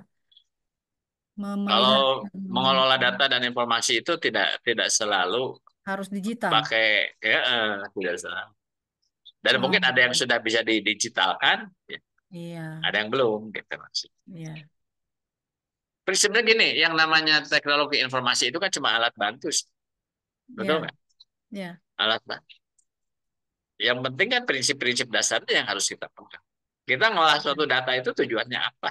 Yang penting harus jelas dulu manfaatnya apa dan apakah memang diperlukan atau tidak. Ya kalau manfaatnya nggak jelas dan belum diperlukan juga ngapain gitu. Ya. iya. Banyak kok laporan dibikin itu ternyata nggak diapa-apain, dibaca juga enggak. Hmm. Ya, akhirnya Dianalisis kan juga enggak. terus ngapain juga kita mesti kita buang-buang waktu dan tenaga buat bikin laporan tersebut. Iya. Jadi proses les tadi ya, Pak ya? Iya, proses less. Ya, people less, paperless dan proses less. Ya, ya shortcut lah, jalur cepat gitu. Mungkin Iya, ada proses-proses yang dipangkas atau dihilangkan. Itu kan menuju kepada efisiensi kan salah satunya begitu.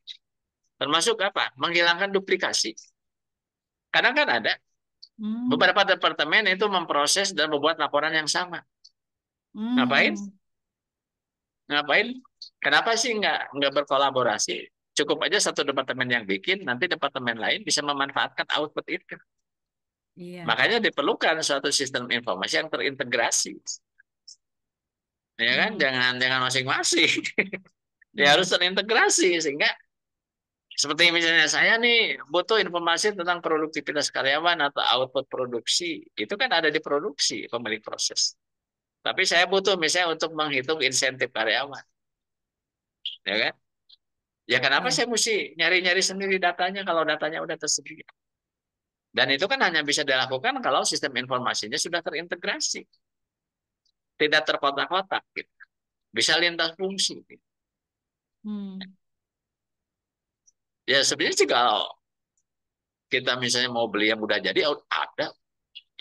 Hmm. Tinggal sekarang ya kitanya siap nggak? Karena itu salah satunya yang kadang menghambat perubahan itu apa ya? Tradisi ya. Iya, Tradisi bahwa karyawan saling memperlihatkan slip gaji masing-masing gitu iya, misalnya. Itu kan satu hal yang ya sebenarnya kalau kita budayanya udah transparan sih nggak ada masalah. Ya nggak? iya, Yang penting ukurannya jelas. Kenapa misalnya saya dengan kamu tuh misalnya jabatan sama tapi kenapa kamu lebih gede? Yang penting ada penjelasannya. Misalnya karena dia lebih senior, ya kan? iya, Kualifikasinya lebih tinggi, gitu. iya. Atau Ruang kinerjanya lingkup lebih pekerjaannya lebih ruang luas. lingkupnya, iya. Jawabannya adalah job evaluation. Ya, ya kan? Iya. Jawabannya job evaluation. Ya.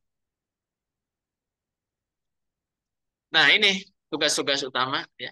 Terus bagaimana kita kalau pengen menjadi seorang administrative expert yang efektif efisien? Pertama adalah perlu penguasaan pengetahuan dan keterampilan. Jadi apa saja yang mesti kita kuasai? Pengetahuan mendalam tentang peraturan ketenagakerjaan itu yang pertama. Kedua, kemampuan mengelola data dan informasi. Ya. Ketiga, keterampilan organisasi dan administrasi. Keempat, kemampuan menggunakan teknologi informasi. Ya, sekalipun misalnya tidak secara detail, kita kan bisa berkolaborasi misalnya dengan bagian IT, betul nggak? Iya. Ya, nggak harus semuanya kita harus melotok sendiri, nggak juga sih. Ya, Iya. kita kan bekerja secara teamwork, memanfaatkan Hmm. kelebihan masing-masing departemen Iya. untuk berkontribusi secara maksimal. Fokus pada efisiensi dan efektivitas. Efisiensi itu kepada penghematan, efektivitas itu pada pencapaian hasil. Hmm. Evaluasi dan perbaikan proses. Jadi secara berkala perlu mengevaluasi proses administrasi SDM untuk mengidentifikasi area yang perlu ditingkatkan dan mencari cara untuk membuatnya lebih efisien dan efektif. Kedua, otomatisasi proses. Ya. Jadi kalau bisa otomatis, ya kenapa harus dilakukan manual kan begitu ya. Memanfaatkan teknologi untuk mengotomatiskan tugas-tugas rutin dan yang repetitif yang berulang-ulang. Sehingga SDM dapat fokus pada aktivitas yang lebih strategis. Jadi kalau yang sifatnya cetek bengek gitu ya, Iya. detail-detail, receh-receh itu ngapain gitu kita ngabisin Iya. waktu. Iya. Nah, berikutnya pemanfaatan data. Menggunakan data karyawan untuk mengambil keputusan yang lebih baik, seperti dalam perencanaan tenaga kerja, pelatihan, dan kompensasi. Kemudian orientasi pada layanan, ya. Hmm. Memberikan layanan yang lebih responsif dan berkualitas. Ya. Real time lah kalau bisa, ya real time. Kayak gini misalnya ada yang butuh info, saya sisa cuti berapa? Apa Iya. kita mesti ngubek-ngubek catatan kan nggak perlu. Kalau sudah menggunakan sistem informasi kan dan itu sudah bisa diakses oleh yang bersangkutan. Ya. Di tempat saya sekarang itu nggak ada yang namanya karyawan nanya sisa cuti. Ya kamu masuk aja ke akun kamu, sisanya berapa lihat sendiri. Jadi Iya. bisa begitu. Membangun hubungan yang baik dengan karyawan, kemudian memastikan kepuasan karyawan. Jadi yang disebut orientasi pada layanan itu ini. Ya. Karena memang kalau fungsi administratif ini lebih menonjolnya itu fungsi layanan kan. Iya. Itu yang lebih menonjol. Service lah. Ya. Berikutnya adalah kolaborasi dan komunikasi. Bekerja sama dengan departemen lain. Ya. Yang tadi kan seperti misalnya kalau bicara tentang data dan informasi, kemudian penggunaan IT itu ya kita dengan departemen IT dan departemen sistem ya. Nah, kita harus berkolaborasi. Pertama harus dibikin dulu SOP-nya, aturan mainnya, baru kemudian disiapkan alat dukungnya dalam bentuk program ya atau sistem informasi yang bisa kita pakai. Kemudian komunikasi yang efektif. Ini kolaborasi. Kesimpulan, peran administratif expert itu sangat penting dalam memastikan kelancaran operasional, organisasi, dan kepatuhan terhadap peraturan tenaga kerjaan. Kedua, dengan menguasai pengetahuan, keterampilan, dan strategi yang tepat, seorang administratif expert dapat berkontribusi secara maksimal, signifikan terhadap efektivitas dan efisiensi manajemen SDM. Gitu, ya. Iya. Silakan ada pertanyaan. Berarti Pak, kalau saya mapping knowledge dan skill, berarti lebih ke administration expertnya yang belum paham ya. Ya, itu yang harus karena kita berada di fungsi kepersonalian, kita fokusnya di situ. Iya, betul. Ya, di administratif expertnya. Iya, Pak. Bukan bukan berarti yang lain nggak perlu tahu, ya harus tahu juga. Cuma Iya. kan karena kita posisinya di situ ya, maka garapan kita ya itu gitu. Ya.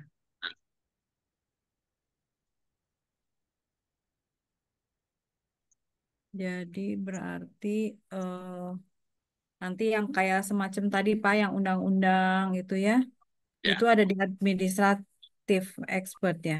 ya betul. Hmm, ya. Nah, kayaknya ini bagian satu sampai situ dulu sambil mungkin kepikiran nanti besok mau nanya apa. Nah, iya. Oh, ini yang bagian 5 nanti ya besok. Nah, besok kita lanjut. Hmm. Pak, nanti Tapi kalau ya, untuk ya kenapa Pak? gimana gimana? Itu Pak yang mengenai undang-undang nanti mungkin boleh minta di-sharein ya Pak ya, yang sekarang lagi kita tuh masih apa sih masa transisi antara Undang-Undang 13 sama Hmm, UU CK. Jadi ada sebagian yang kita pakai, masih sebagian juga yang udah loncat lagi ke UU CK. Jadi nggak belum ini, ya, ya. belum meninggalkan dan belum mengadopsi yang baru. Sebenarnya bukan berarti Undang-Undang 13 nggak berlaku. Hmm. Yang nggak berlaku itu yang dicabut pasalnya, pasal ini nggak berlaku. Kan sebagian besar juga Hmm. masih berlaku. Karena Hmm. yang disebut Undang Cipta Kerja itu bukan undang-undang yang 100% baru. Ya, itu kan Hmm. sebenarnya hanya modifikasi terhadap Undang-Undang 13, mana yang tidak diberlakukan, mana yang tetap berlaku, mana yang Berlaku. dirubah gitu. Hmm. Jadi sebenarnya sekalipun ada Undang-Undang Cipta Kerja, sebenarnya kita tetap harus baca Undang-Undang 13 gitu. Oh, Sebenarnya pemahamannya tuh begitu. ya ya. Cuma Hmm. kalau memang ada poin-poin atau pasal-pasal dari Undang-Undang 13 sudah tidak diberlakukan, ya maka kita harus menggunakan yang ketentuan baru. Gitu. Yang lamanya nggak dipakai lagi. Contoh misalnya ya, dulu kan di Undang-Undang 13 nggak ada kompensasi PKWT selesai. Orang habis kontrak dikasih kompensasi kan enggak. Sekarang ada. Iya, sekarang ada. Nah, kan? Nah, terus yang mengenai bisa pesangon, hitungannya kan lebih kecil sekarang. Iya. Tapi tidak berarti Jadi, pesangonnya hilang, cuman aturan mainnya dirubah kan. iya. Jadi hitungannya dan pengalinya yang berkurang. Ya, betul. Ada yang dulu 2 kali jadi 1,75, Iya, itu kan. satu koma tujuh Yang dulu lima. 1 kali jadi 0,5. Hmm. Gitu sih. Jadi salah kalau pemahamannya Undang-Undang 13-nya dibuang semua. Enggak. Enggak ya. Ada Oh. malah sebagian besar masih hidup itu. Masih Hmm. dihidupkan di dalam Undang-Undang Cipta Kerja. Hmm. Jadi itu ada yang masih dipakai ya. Ada. Hmm. Ya, jadi tentang regulasi, tentang payroll, dan hubungan industri itu Pak 3 poin. Itu Ya, ada di betul. yang administrasi expert. Masuk masuk di situ. Beririsan juga Tiga-tiganya. dengan ini, dengan yang ini dan apa? Employee champion beririsan juga. Employee champion. Oh, Nah, yang pembela karyawan itu, peran iya, pembela karyawan. iya, Ya di dalamnya sih banyak isinya hubungan industrial. Ya jadi iya. plus sih sebenarnya ya administrative expert plus pembela karyawan. Iya betul. Oh iya ya. Ya, Ke situ ke HI-nya di situ. ya. Jadi ke itu yang paling bawah berarti ya Pak ya, dua-duanya yang Yang paling bawah. dua-duanya yang bawah. Hmm. Kalau yang atas kan strategik gitu. Iya, aku tuh setia kerja Pak di perusahaan-perusahaan tuh pasti ya HRD-nya, development-nya belum pernah ke sini Yang bawah ngerjain ya. yang bawah, Yang iya. Lebih ke administrative expert. administratif gitu. Hmm, ya. Nah, yang empat-empatnya sih harus kita paham. Iya, Oh, nanti bisa saja kita diserahi tugas justru menggarap yang strategik bisa saja. iya, gitu. Yang empat-empatnya harus berjalan bersama-sama simultan nggak bisa Hmm, ya yang ini mah nggak usah diurusin nggak mungkin nggak mungkin semua harus diurusin juga iya. Tapi yang itu tadi nggak mencakup GA ya Pak ya, yang 4 itu ya, enggak. Dia itu beda lagi cuma itu beda bukan lagi. personalia itu. Bukan, Bukan legal juga bukan kan ya. bukan. Tapi kan di dalamnya ada kontrak kerja ketika kita Ya mau itu legalnya legal yang ketenaga kerjaan. legal ketenaga kerjaan Iya, aja.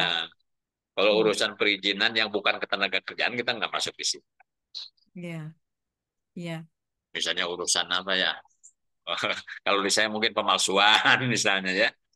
Kalau masalah Sih. ini Pak, apa sih namanya untuk tenaga kerja asing, KTA ya atau apa namanya tuh itu istilah itu TKA juga masuk, masuk, masuk ya.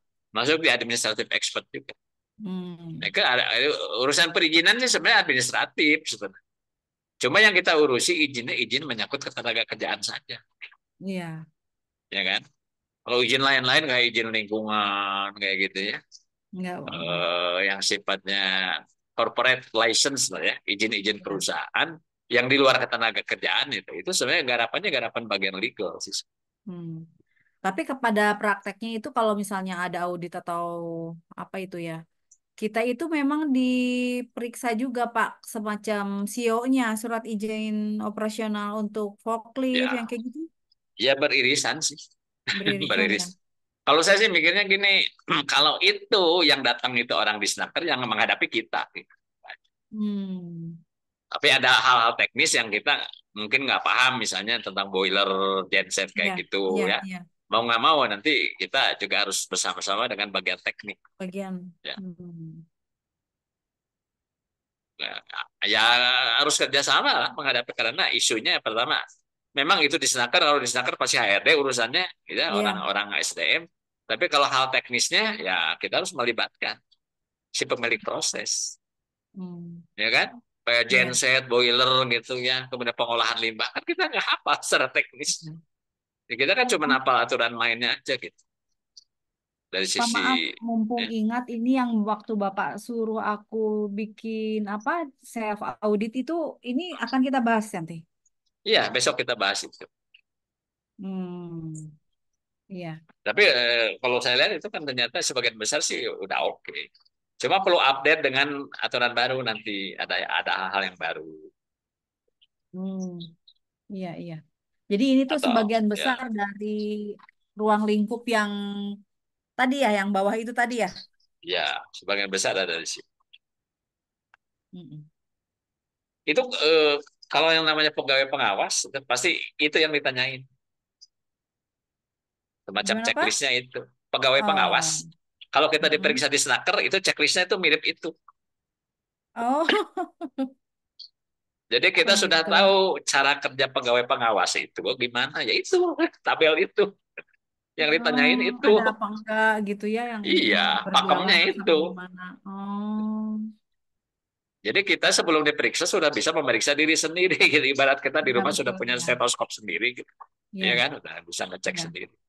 Terus Pak ini aku tuh baru tahu kalau ternyata perusahaan itu harus mempunyai rekomendasi dari Disnaker saat akan mempublikasikan lowongan kerja di media massa. Iya, Harus ada izin ya? ya, cuma nggak jalan. Di snakernya sendiri males ngurusin gitu. Oh, berarti ini kita. Tapi ini Hah? kalau ada kasus penipuan tenaga kerja, ya, dia kejar. Oh, Jadi gini, orang sudah bilang mah usum-usuman lah. Tapi kalau iya. bicara apakah ada aturannya, ada. Hmm. Oh, Tapi ada apakah aturan. iya, tapi apakah itu kemudian efektif di lapangan atau enggak, tergantung. Hmm. Tergantung Hmm. orang di snakernya. Tapi orang di snaker pasti ngerasa kebakaran jenggot kalau tiba-tiba nih banyak pencari kerja ditipu. Oh, Gitu ya, oleh iklan ya, lowongan kerja bodong ya, atau ya, yang nggak karu-karuan, atau ya, mungkin ya lebih jauhnya lagi human trafficking kayak gitu. ya. Nah, mulai itu Hmm. mulai ketat ya. Karena dulu saya pernah ngalamin. Pertama-tama di awal-awal nggak pernah ditanya, lama-lama ditanya. Oh, ini soalnya ada Oh, kasus nih gitu ya. Maka oh, semua yang bikin lowongan kerja itu harus harus apa ya? Terverifikasi. oh. Bukan perusahaan bodong, bukan penipu gitu. Hmm. Hmm. Hmm, hmm. Ya menurut saya bagus sih gitu. Daripada banyak pencari kerja jadi kerobat, ya kan? Iya, hmm, iya. Ya, coba kadang ya, Hmm. efeknya bisa jadi ribet juga. Tapi sekarang ini dengan adanya sosmed di mana-mana, sok mau mau main di mana, mau main di LinkedIn, di Iya, Facebook, iya. di WA, grup kita bisa puluhan grup, betul nggak? Iya, Ya, iya, komunitas-komunitas. Mau main di mana lagi? Instagram, ya, banyak. Itu sudah atau TikTok, ya, udah nggak bisa lagi terkontrol. Iya, nggak bisa Tinggal terkontrol. sekarang mah pencari kerjanya harus harus Selektif. paham, Iya. selektif. Anda itu jangan melamar ke lowongan dengan perusahaan yang gak jelas. Kayak gitu. Hmm. Berarti Kayak memang poin yang ini bisa dihilangkan atau ya Pak ya kalau bisa, bisa. Cuma siap-siap kalau nanti sewaktu-waktu ditanya gitu. Ini aja sih. oh gitu. Iya iya iya. Ya itu kan tergantung kasus yang tadi saya bilang. Kalau banyak Iya. penipuan pasti disnaker turun gitu. Iya. Iya kan? Hmm, hmm, hmm. Sama aja kayak gini, polisi rajin razia itu kalau banyak apa? Banyak motor dicuri, Iya. Iya. Kalau nggak betul ada ya nggak? enggak. Banyak Hmm. kecelakaan, banyak begal, apa? Dia pasti turun lebih sering razianya. Patrolinya lebih Iya. sering gitu. Kan begitu sistem. Jadi kan itu mah hukum aksi reaksi sebenarnya. Ya. Hmm. Ada aksi, ada reaksi. Aparat-aparat itu akan bereaksi lebih intens kalau memang ada situasi yang memang memaksa mereka harus lebih intens gitu. Hmm. Gitu. Iya kan? Iya. Pengawasan juga sama. Ya, ya kadang saya juga suka nyindir sih. Ya sebenarnya yang diperiksa itu menurut saya ya, jangan cuma kita lagi yang jelas kita mah perusahaan gede, bukan perusahaan kaki lima. Ya, itu coba masuk ke perumahan-perumahan tuh banyak perusahaan itu. Iya. Mereka Itu tuh. menjalankannya kewajiban-kewajiban. Iya. Karyawannya dilindungi. Nah, itu yang harus. Jadi jangan sampai istilahnya apa? Berburu di kebun binatang gitu. Atau mancing di akuarium, ya kan? Iya. Hmm. Ya, semua kan ada alasan klise ya, pegawai pengawasnya terbatas. Jumlah perusahaan itu banyak. Ya kalau gitu mungkin sih pengawasan itu harus di outsourcing kan gitu. Iya.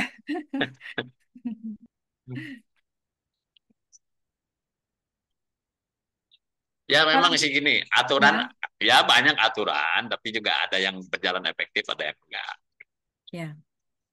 situasional.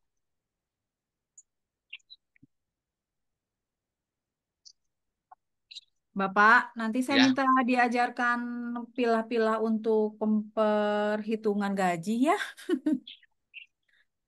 Ada nanti bagiannya. maksudnya apa? Jadi Apa untuk contohnya? contohnya gini, payroll itu apa sih perhitungannya gitu lah Pak, yang dasarnya banget lah saya belum paham. Sebenarnya yang paling pokok mah struktur skala upah aja sih yang paling. Hmm. Kalau di sana sudah ada struktur skala upah dan dinilai ya cukup fair, ya nggak ada masalah. Hmm. Di sana sudah ada kan struktur skala upahnya. Udah, Ya nanti kita coba lihat hal apa aja.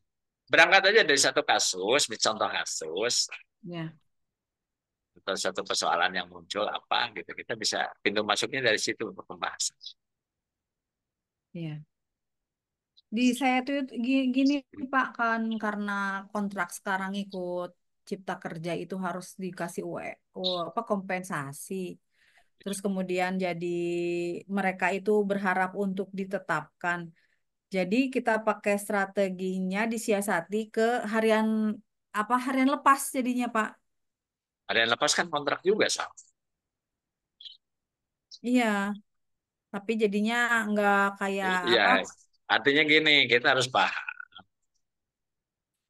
KL itu apakah binatang berbeda dengan kontrak? Hmm, Kan HL itu. hanya istilah aja ya. HL itu sebenarnya gini, bahwa dia dibayar sesuai kehadiran. Gitu. Iya, Ya, tapi sesuai kan ada kehadiran. aturannya. Itu ada sebenarnya rujukannya di Kepmen 100 tahun 2004. Ya, HL itu nggak bisa diterapkan untuk semua jenis pekerjaan. HL itu maksimum tiga bulan. Dan Hmm. satu bulannya itu tidak lebih dari 20 hari kerja. Tapi Hmm. UMK-nya tetap harus dapat. Gitu. Jadi kalau pekerjaannya itu ternyata lebih dari 3 bulan, ya nggak bisa dibikin. Itu musiman gitu ya Pak ya.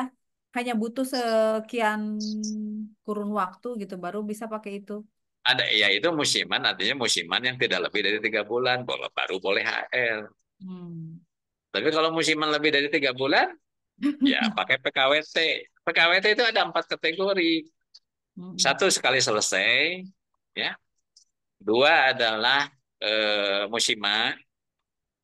Mm-mm. Ketiga adalah kegiatan dan bisnis baru.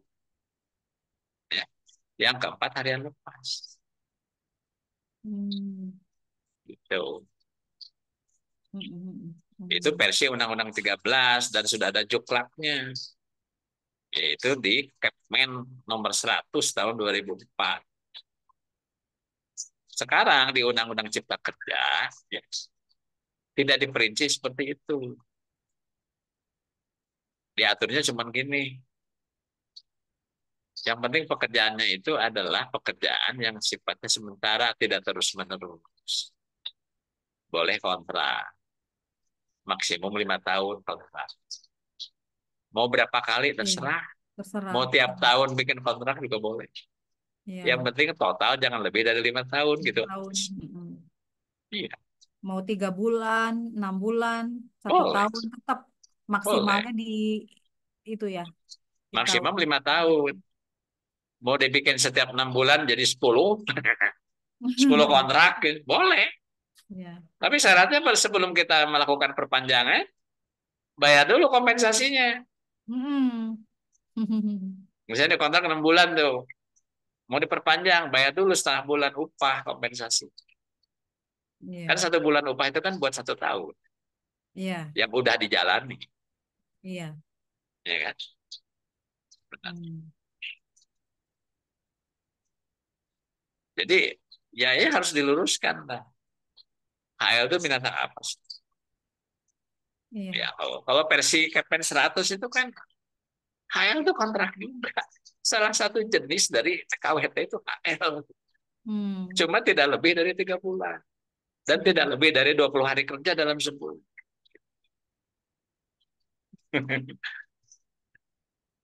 Jadi jangan kemudian menggunakan jurus HL itu karena ingin lepas dari beberapa ketentuan yang Iya. yang diterapkan pada umumnya kontrak, ya keliru. Hmm. Jadi baca peraturan perundangnya nggak tuntas. Harus Iya. dibaca semua yang terkait. Tapi menurut saya begini, sekarang karena ada kewajiban bayar kompensasi PKW, Kompensasi, iya. kenapa nggak berpikir percobaan aja 3 bulan? Kalau memang nggak bagus kerjanya, angkat karyawan tetap. Kan nggak usah bayar kompensasi PKW. Kompensasi ya. Jadi hemat ya, lebih hemat. Iya. Oh, nanti bayar pesangon lah. Eh, Memang semua orang kerja sampai pensiun gitu, misalnya. Apalagi anak Iya. muda sekarang. Kita harus lihat nih kecenderungan Gen Z itu seperti apa sekarang.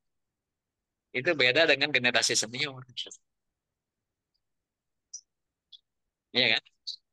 Dan Hmm. apakah memang semua orang itu karena keluar karena di PHK? Enggak juga. Banyak yang ngundurin diri kok. Kalau ngundurin diri kan nggak perlu. Kalau karyawan tetap ngundurin diri kan nggak perlu dikasih kompensasi PKW. Masih iya. Paling uang pisah. Uang pisah kan bisa diatur. Ya. Kalau masa kerjanya di bawah 3 tahun ya nggak perlu. Iya. Rujukannya adalah UPMK, uang penghargaan masa kerja. Ya tinggal diatur aja apakah mau ngikutin UPMK apa adanya atau mau misalnya ya udah separohnya misalnya. Ya bikin aja kesepakatan. Hmm.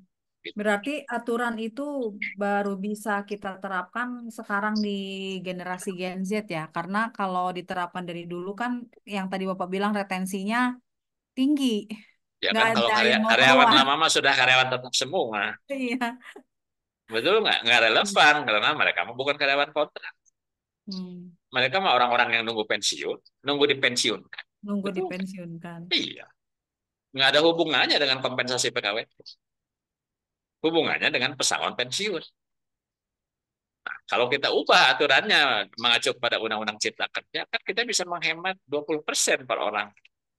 Kalau per Hmm. orang 100 juta, kita bisa menghemat 20 juta per orang. Karena dari hitungan 2 kali menjadi 1,75. Kemudian Ya. tambahan yang 15%-nya hilang. Dulu ada, sekarang nggak ada. Itu kalau kalkulasinya. Tapi intinya nggak ada yang sempurna. Misalnya pengusaha pengennya gini, gini, gini, gini. Ya nggak ada lah yang sempurna mah, yang tanpa biaya sama sekali mah nggak ada. Betul nggak? Iya, iya. Sekarang Kalau juga mau kan kalau ini aja, ya, jangan terlalu banyak orang aja ganti sama mesin. robot. Iya, apa ya yang bisa kita ganti? Saya dengan AI. Pekerjaan administrasi juga dengan menggunakan AI dengan sistem sistem informasi. Kan nggak perlu jumlah orang yang seabrek-abrek gitu. Ya, Hmm, jalan keluarnya otomatisasi dan kecerdasan buatan. Kita bisa, ya kan? iya. Hmm,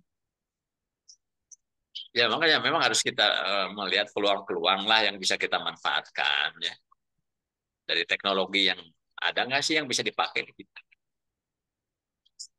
supaya yang namanya kerisauan kita tentang beban biaya itu bisa ada jalan keluarnya. iya, Termasuk namanya orang kerja, apakah semua pekerjaan itu harus datang ke kantor? Mungkin enggak. iya. Enggak ya. Yang penting sih supaya nggak jadi blunder ke perusahaan harus ada ukuran keberhasilannya, Iya, target misalnya. Ya, iya. Per proyek kemarin saya juga udah bikin ini Pak, kayak kontrak kerja freelance, dibuat freelance aja untuk yang digital marketing. Jadi nggak usah datang tiap hari, tapi kita terima proyeknya sampai dengan selesai dengan ketentuan-ketentuan yang disesuaikan ya. perjanjiannya. Itu kan yang disebut sebagai ini apa gig ekonomi. Gig ekonomi itu Hmm, hubungan kerjanya itu longgar. ya, Ya, part timer dan freelance. Tidak terikat tempat dan waktu. iya, Kayak Gojek, Grab, Gojek kan gitu. iya, Iya kan? iya, Gojek kan apa ngasih motor ke mereka kan enggak itu motor mereka sendiri. Mobil iya, mereka sendiri. Ya kan? Mereka cuma menyediakan aplikasi ya. Ya, iya. Mm, kayak gitu. mm, Kan nggak pusing deh. Jadi iya, perjanjiannya bukan perjanjian kerja, perjanjian kemitraan. iya, Beda perjanjian. judul. Ya, mereka pinter juga ya. Kalau dibikin perjanjian kerja itu masuk semua tuh yang kemarin di checklist tuh. Jam sosek Ya, segala macam. iya, iya. Jadi masuk itu Iya, semua tuntutannya ya. iya, Iya, kemarin juga jadi dia dia nggak dikasih ID, nggak usah absen juga, dan nggak dapet BPJS. Cuma kita kasih makan aja lah sebagai ininya. Apa sih kasihan juga gitu, sama iya, transportnya antar jemput. iya. Ya itu yang disebut fenomena gig ekonomi. Gig ekonomi itu adalah pekerjaan yang dilakukan tidak terikat ruang dan waktu dan Hmm. tidak terikat dengan hubungan yang sifatnya formal. Cuma kadang-kadang Hmm. suka kebelingernya gini, pengusaha-pengusaha tetap ingin mengikat mereka dengan aturan disiplinnya nggak bisa. Iya. Jadi gini, nggak ada segala sesuatu yang kita mau kemudian bisa diwujudkan gitu dalam suatu konsep itu nggak bisa. Ya. Hmm. Kalau kita ingin hemat biaya, maka kita pun harus mengurangi kontrol kita terhadap karya. Hmm. Misalnya, "Oh, kamu tetap harus ngabisin jam 8, ngabisin lagi jam 5 sore gitu. Nggak bisa. Ya, yang penting mah gini, perusahaan butuhnya apa? Hasil. Ya, Iya, dikunci aja di hasilnya. Ya kayak Gojek kan yang penting mah dia bisa ngantar berapa pesanan. Betul nggak? Ya, iya. iya. Hmm. Penilaian pun malah customer yang menentukan gitu. Mau dikasih bintang berapa? Mau di komen apa? Betul nggak? Iya. Iya. Kan nggak pusing juga. Kenapa mesti dinilai semua Gojek itu oleh oleh direkturnya Gojek? Kenapa? Enggak. Oleh user Bikin ya. aja aturan Akibatnya. mainnya. Masukin dalam program, software, aplikasi. Itu berjalan otomatis. Iya nggak? Hmm. Ya. Hmm. Jadi kayaknya kita yang di pabrik pun harus sudah mulai out of the box gitu maksudnya. Keluar dari kotak yang selama ini mengkungkung kita yang disebut tradisi. Ada pabrik begini lah. Di luar negeri tuh ada pabrik yang nggak ada orangnya. Iya. Ya, sedikit lah yang kerja. Paling cuma manajer dan ini aja sebenarnya orang IT-nya. Hmm. Semuanya itu serba robotik. Iya. Ada. Ada pabrik tekstil yang nggak ada orangnya sudah ada. Oh, sudah ada, Pak. Ya, saya dengar begitu. Beberapa bos Hmm. yang pernah ke luar negeri. Gila katanya. Itu di Jepang itu ada pabrik tekstil. Saya lihat tuh nggak ada orang. Oh. Cuman ada operator aja yang mengoperasikan itu mesin-mesin itu dari jarak jauh. Dengan komputer. Hmm. Udah nyampe sih. Waduh. Dan pasti nggak ada yang demo kan. Siapa yang mau demo? Nggak ada orang. Iya, iya, iya. Iya kan? Gak usah bayar biaya makan kantin segala macam. Ya, iya. Ada demo, nggak ada Antar minta makan jemput, siang. iya. Yang penting mah maintenance saja sebenarnya. Mm-mm. Maintenance saja memang kan. Ya, mereka juga mesti diurus mesin-mesin itu tuh. Ya, Mesin-mesin, iya. Mm-mm. iya. Tapi kan itu benda mati. Objek, bukan subjek. Gitu. Ya. Iya. Ya, tinggal Hmm. kita udah siap. Kan? Pasti investasinya lumayan. Iya. Kedua, kadang di kita itu masih paradoks ya. Jadi kita ini sebenarnya bangsa yang bimbang gitu. Yang galau. Galau. Galau antara apa? Antara efisiensi dan kinerja bisnis dan galau soal pengangguran. Pusing. Iya kan? Hmm.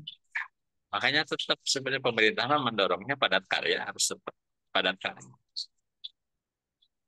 Jadi sebenarnya gini loh, itu tuh sebenarnya tanggung jawab pemerintah, tapi yang mesti nyediain kerjaan tuh kita gitu yang di swasta. Gitu. Iya. Ya mereka ada sih proyek-proyek gitu. Tapi susahnya kan pemerintahan kita ini nggak efektif, nggak efisien. Karena banyak korupsinya juga, banyak kebocoran, pusing kan. Mm-mm. Ya,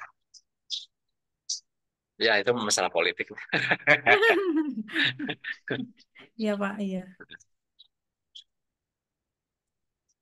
Oke, kita lanjut ya. Nah, besok Oh, malam. iya, Sambil Pak. mungkin kepikir nanti mau apa yang dibahas. Mau ditanya. Iya. Nah, Oke. nah, Iya, Pak. Makasih banyak ya, Pak ya. oke, sampai ketemu lagi Ketemu besok. besok malam, Pak. Iya, Selamat makasih, Pak. beristirahat. Ya, Sama-sama, Pak. Iya, nah, makasih juga. Assalamualaikum. Waalaikumsalam.